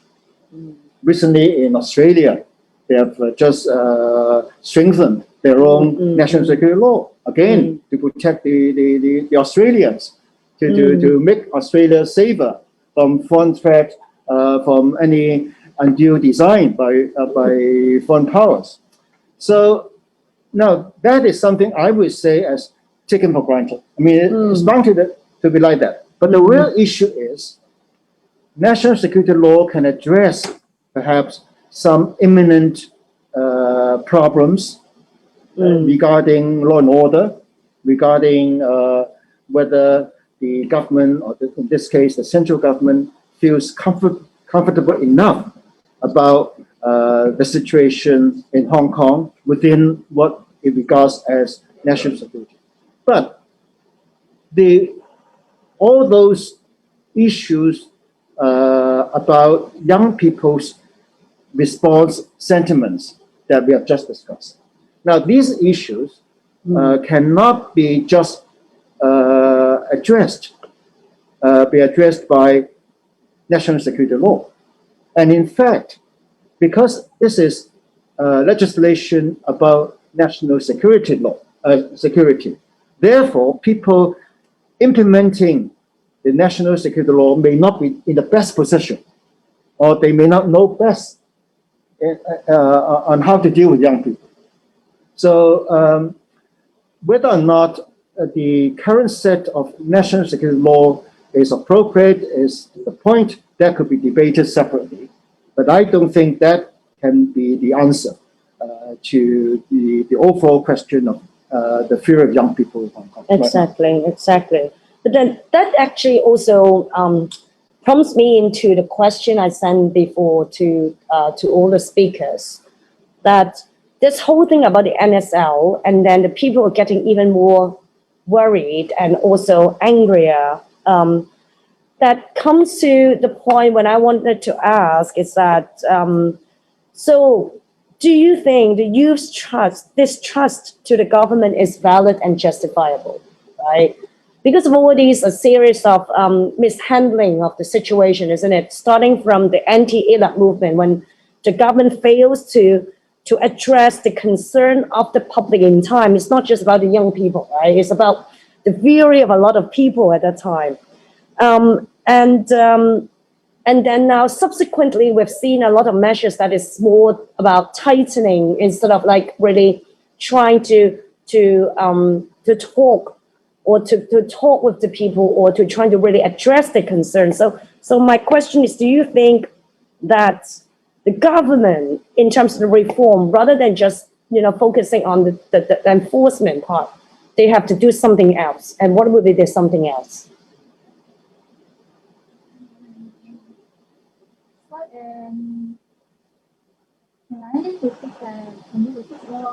That we've been seeing a lot of measures taken by the Hong Kong government, right? So, and recently, if we see there's a serious, like NSL is one of the enforcement instead of like trying to really negotiate or really talk or mediate the situation, already tense the tension within the society. So will there be any other reforms apart from this that you think the government should undertake, should address this issue? Trust, any reform to address the issue about rebuilding trust, rebuilding mutual trust.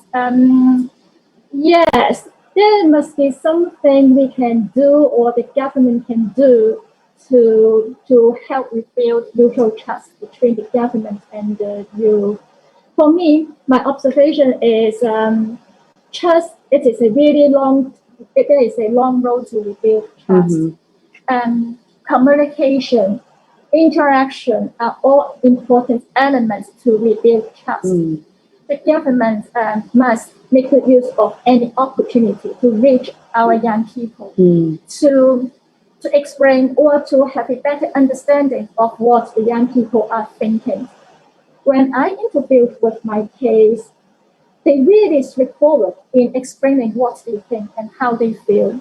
That's why I really think that communication and interaction are important for me to understand young people. I think the government should also take this type of form of communicating and reaching with young people for a real interaction, for a real communication. That is why in my report, one of the recommendations to the government is please make good use of any opportunity to reach our young people, to talk with them, to communicate with them. That also comes to the next question on the kind of sense of powerlessness, helplessness among the youngsters. And it might need to be addressed by the mainland authority rather than Hong Kong government, right? So how to understand the perception of Hong Kong youth, especially the reasons for unrest and education experience they got by the mainland authority. So how could we do that? And building trust is not easy, and reform needs the involvement of all stakeholders. So this is what we trying to see, like how could we reach this to a higher level? Like basically there could be a misunderstanding also between the mainland authority and the people here. Indeed, I think because trust is not one way, or distrust is not one way. So basically, right now we are talking about distrust of young people in the system, or in the central government, in the Israel government. And similarly, you have distrust by Beijing, by the mainland authorities in Hong Kong, or in Hong Kong's young people. So in order to bridge the two sides, then because only if the two sides are willing to engage in a broader sense. In other words, you are willing to listen to the other side. You do not need to fully agree with the other side. You may even disagree with them, but you are opening up. You're prepared to listen. I think that listening process or engagement process is very important. I remember once, I think that was in 2019, when I talked to a group of young people, I used an example to illustrate working trust. Trust is not something absolute. In most real situations, it's about working trust. We may not share common interests. For example, an employer and employee, they have different interests. But you still need to have some level of working trust in order to collaborate, because one cannot do without the other. So I use the example of a landlord and a tenant. So you rent a property, you rent a flat.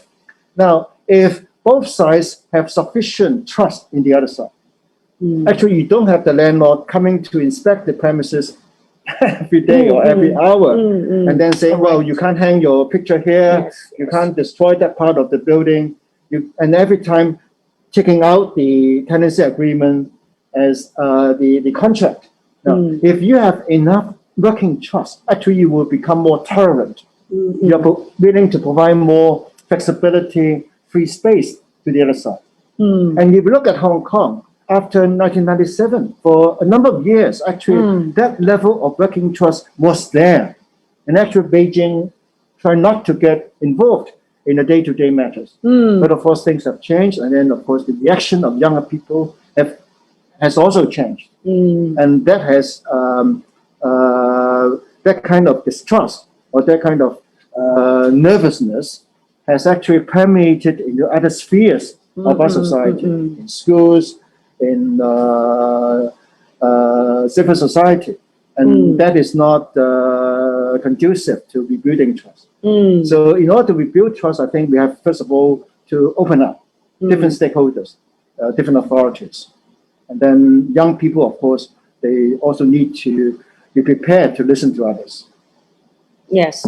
Yeah. So here we've got two more questions, three more questions. So one is on the socio-economic inequalities.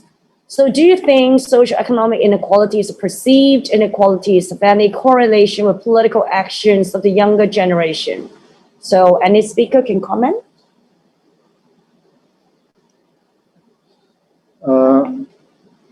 Well, I don't know whether I understand the question correctly, but because earlier, before Stephen left the session, he made a point in his presentation that the real issue is not about mobility, because according to his surveys, actually the mobility situation is more or less consistent with the past.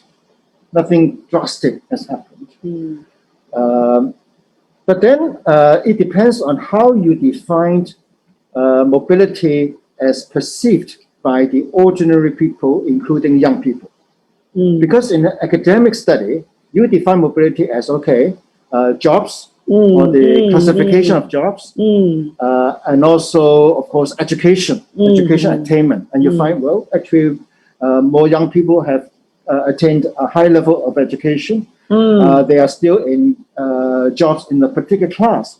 But then the standing of jobs in a particular class 20 years ago may be quite different from what it is now. So there's still change. And for people in their daily conversation, they would frame such changes within the concept or the broad notion of mobility. So when young people say, well, I got a degree, I even have a second degree, but I cannot afford a flat. Whereas my parent generation, even though they do not have a degree, they could buy a flat apparently quite easily. So I'm having poorer mobility, and that's how they sort of articulate their perception. So I think that is something to do with equality, distribution of life opportunities, distribution of resources, if you like, in a broad sense. So socio-economic inequalities then become an issue. But to some extent in Hong Kong, we cannot avoid the inequality issue because of the nature of the society, the nature of capitalism we now have. And also Hong Kong has become, according to Stephen, a mature society. And then you have high expectations, but the scope of new growth is limited. We have been hanging on for too long to the past. The economic restructuring is not taking place as rapidly or according to the new challenges that we are now facing. So those are important. So my point in answer to the question raised here is, if life is more effort in the mind of young people, that doesn't mean that they will not get angry. If you look at the 1960s or the 1970s, actually in some Western societies, actually the economic situation was still good. But you have this sense of distribution, unequal distribution. Even though the worry was not, at that time, it's not the same as the worry nowadays. So you could still have the youth movement, because young people in every generation is not contented with what they have. They always try to get more, to get to a more ideal world. So you still have activism, you still have youth activism. But if, like Hong Kong today, we have this typical generational discontent, and then you have a society at the critical juncture, the economy at the critical juncture, you have social inequality becoming an issue, And then you have the identity politics, Hong Kong, China integration, or the issue of national identification. Then all these conflicts would together give rise to something that is much beyond the intergenerational conflict that we have seen elsewhere. Okay, now I will leave my question to the end, but then I think we have to address the viewers' question. So we've got two more. One is one talks about that many young people consider emigrating to overseas countries because they found they have no hope staying in Hong Kong. So how the government could retain these young people, our future pillars in Hong Kong? Seems like they do not trust the government anymore. Is there any way out that the trust between the government and young people could be rebuilt? Maybe I share some of my points regarding this question. Okay, sure. Yes, please. Yes, hope is important for young people because it can give them energy to stand out during the hard time. In particular, the case now in Hong Kong is very difficult. That's why hope for young people is very important. But now it seems that quite a lot of young people are losing hope in Hong Kong's future. In my survey, just mentioned in my PowerPoint, quite a lot of respondents would consider emigrating overseas. Those who have no say, who said that they have no hope in Hong Kong's future, had a higher propensity of moving out. This is quite worrying because they are growing up in Hong Kong. The society has invested much on them. They are our pillars of the Exactly. What we can do. We have made one recommendation for the government in this point, that is to launch a vision collection movement about what the young people want or aspire. That is it will be a long movement, keep a momentum in the local district level. The government, we hope the government will be more open-minded to listen or to understand what are the aspirations, what are the wishes of the young people for the coming next 10 years for Hong Kong. At least the official, the government will try to absorb the vision and the aspiration of the younger generation for the coming project. And our purpose is to give a room for the younger generation to feel they have a role to take to build the future of Hong Kong for the coming next 10 years. They have a role to play to build Hong Kong for the coming 10 years. Okay, 2 points. First, the suggestion by the last viewer on the screen here that perhaps peace and conflict and peace study could be made a subject of study in schools. I think that is definitely a sound suggestion, because conflict and peace is not just about war and peace. It's about social conflicts, about social differences, how you accommodate a diverse society, and then you don't just look at Hong Kong, but you look at elsewhere as well. So I think that will be useful to broaden the mind of our younger generation. And the point about migration or losing hope in the future of Hong Kong. Now, of course, ultimately, whether or not to leave Hong Kong, whether you want to migrate or not, depends on your personal experience, your own judgment about the situation, and also a set of push and pull factors. I mean, you also have pull factors elsewhere, inviting you, encouraging you to go there, and then your push factor locally, perhaps you don't have sufficient confidence in the future, therefore you move elsewhere. But ultimately, I would say that a majority of our young people will still stay in Hong Kong. But the important thing is whether those who stay in Hong Kong will feel hopeful enough, whether they have trust enough in rebuilding the future. Now, even if they stay in Hong Kong, but if they don't have sufficient confidence in the future or enough trust, that doesn't help, right? Now, how do you make them trust the future or establish hope? Now, the situation will not instantly change. But to be pragmatic, I think we could say that in order to have trust and confidence, you need to have sufficient trust, a kind of working level trust in Hong Kong's future. And you should also have sufficient level of working trust in yourself, I mean, as young people, that you can still change something. Now, you will lose hope if you come to the conclusion that you can't change at all. Now, that, at least according to history, is not the case. Now, I mentioned the example of the 1970s, when McIntyre introduced some reforms. Now, nowadays, many people, young people today, are so fond of or nostalgic about what was done then. But when I was among the younger generation at that time, we were not satisfied. We were so critical. But of course, looking back, it's a different story. Now, my point is, engagement, involvement is very important. And I certainly appreciate those young people that Sharon has interviewed, those who take part in government bodies, advisory bodies, or NGOs. Because involvement can, of course, involvement to the extreme can lead you to having even less hope if you feel that engagement doesn't bring result.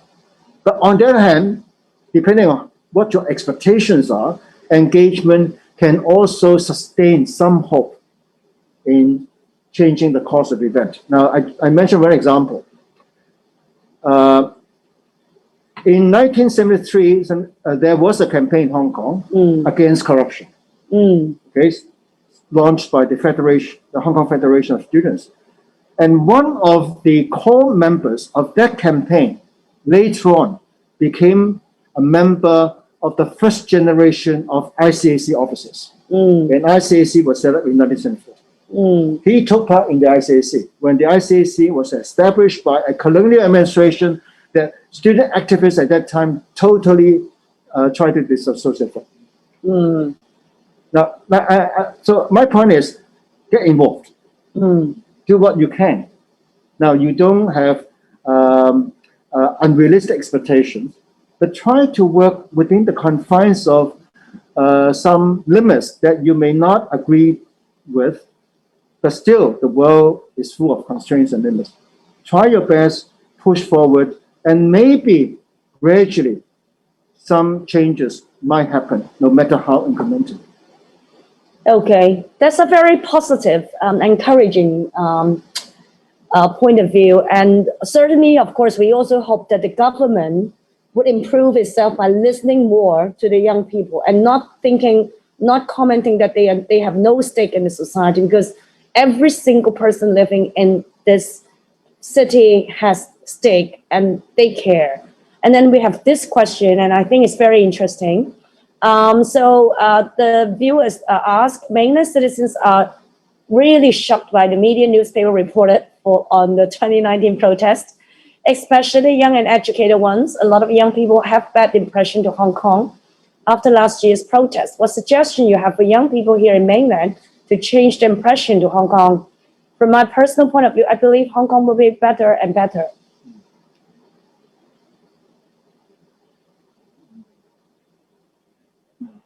Any quick response? But I think it's a very nice question. I think it's really lovely to see you from mainland. They really want to engage with the Hong Kong young people, and they want to do something, right?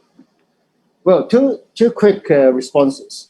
One, I can well understand how people on the mainland viewed the situation in Hong Kong in June, from June onwards, in June 2019. And some of them, they form rather negative opinion about Hong Kong. But I think what went through in Hong Kong in those heated days was probably a kind of high fever, if I may use that word to describe. We were undergoing high fever. But then at the end of the day, we have to move on. So the question is whether things would change, that we move into a better city. And I share the kind of optimism as this viewer. Because I say this because oftentimes in many societies, at different times, you may have periods of high fever. France in 1968 was virtually at the verge of collapse, according to President de Gaulle. And then look at today, France is still very lively. The US, after the recent event of so-called the right-wing mobs storming into Capitol Hill. Now, for many Americans, they feel that there was something impossible. America subject to insurrection. But I'm sure after this event, gradually people say, okay, we are back to a more peaceful or more tolerant society. So I do not think that we could only judge Hong Kong according to what happened within a particular span of time. But the challenge to Hong Kong is not 2019 per se, but rather the underlying factors. If you say social inequality, identity politics, all those fundamental factors, deep-seated contradictions, 深層次矛盾, all this, if we are not able to deal with those contradictions and issues, then Hong Kong will really be in trouble. I think that's the real issue. And Hong Kong all along has been a city of migrants. My parents' generation, they came from the mainland. And I'm sure many young people in Hong Kong, their parents, their grandparents came from the mainland, different parts of the mainland. So Hong Kong has always been a melting pot, like New York in the US. So everybody taking Hong Kong as their home, their permanent home, whether they are Chinese, non-Chinese, whether they are from the mainland or born in Hong Kong, they're all part of the Hong Kong community. And I think we should keep on emphasizing this melting pot feature of Hong Kong.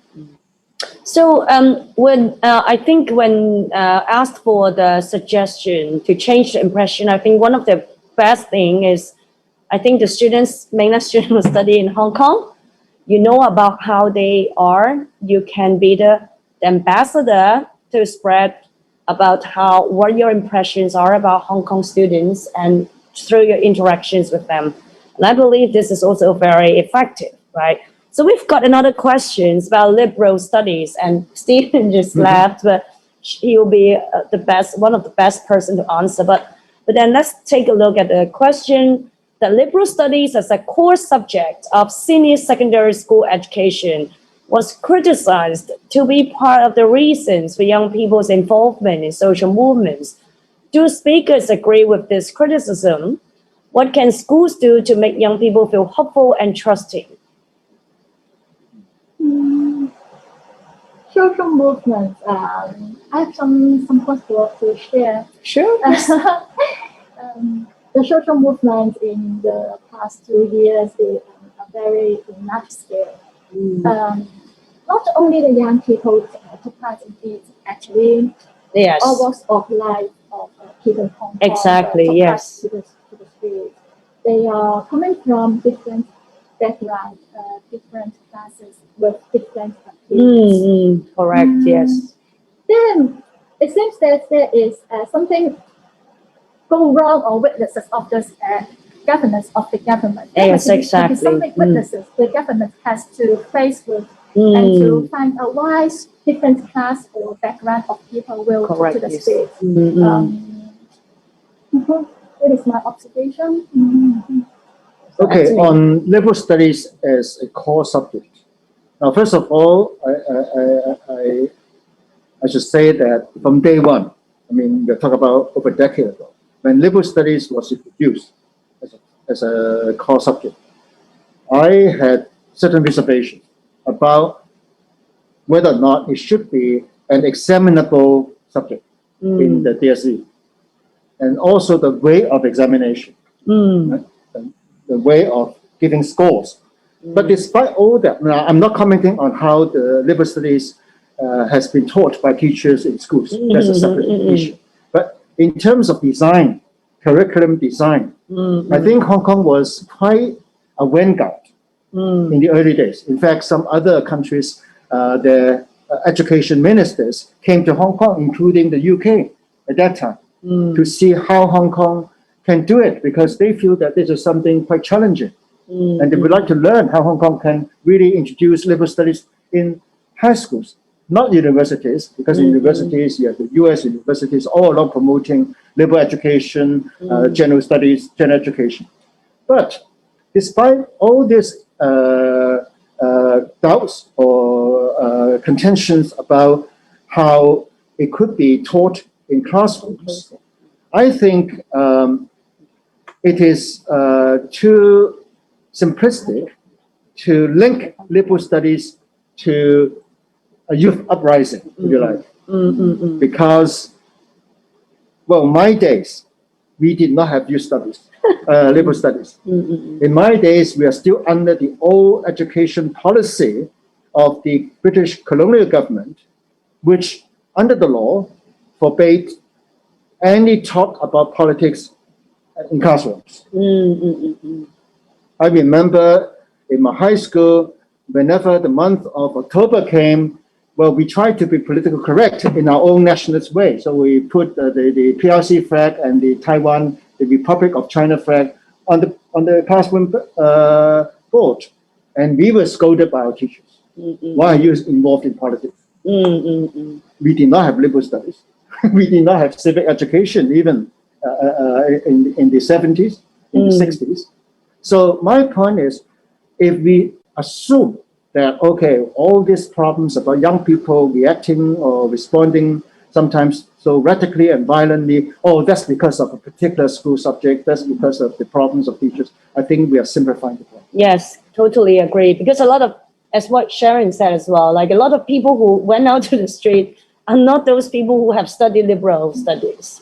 They were like, probably they have never encountered this course on not knowing what this is before. So I guess this is one of the core issues, like how much the government genuinely understand the underlying problems, right? Or making things too simplistic when they're trying to solve this issue, and how much they could, with such kind of understanding, how much they could really convey the situation of Hong Kong to China. I think this is one of the things that probably need a lot of time to know, to analyze and to examine and to see what action we can take as a community as well. So thank you very much, Sharon, for coming all the way to EdUHK, and thank you, Anthony, of course, as always, being so supportive and having the series hosted in our department. So we're coming to an end, and thank you so much for everyone who joins us and participated in the discussions and asking questions, and the Facebook Live viewers watching this. And for those who didn't manage to make it, you can always go back to our departmental Facebook page, and you can always go back and listen. And if you have any more suggestions, comments, or anything you want to let us know, or let Anthony know, please send us a message, PM us. And thank you again, and an early happy Chinese New Year. 恭喜發財. Okay, so see you guys in the next episode. One point I would like to make here. Oh, okay. Because we mentioned about social inequality, social problems. The next policy dialogue is about housing.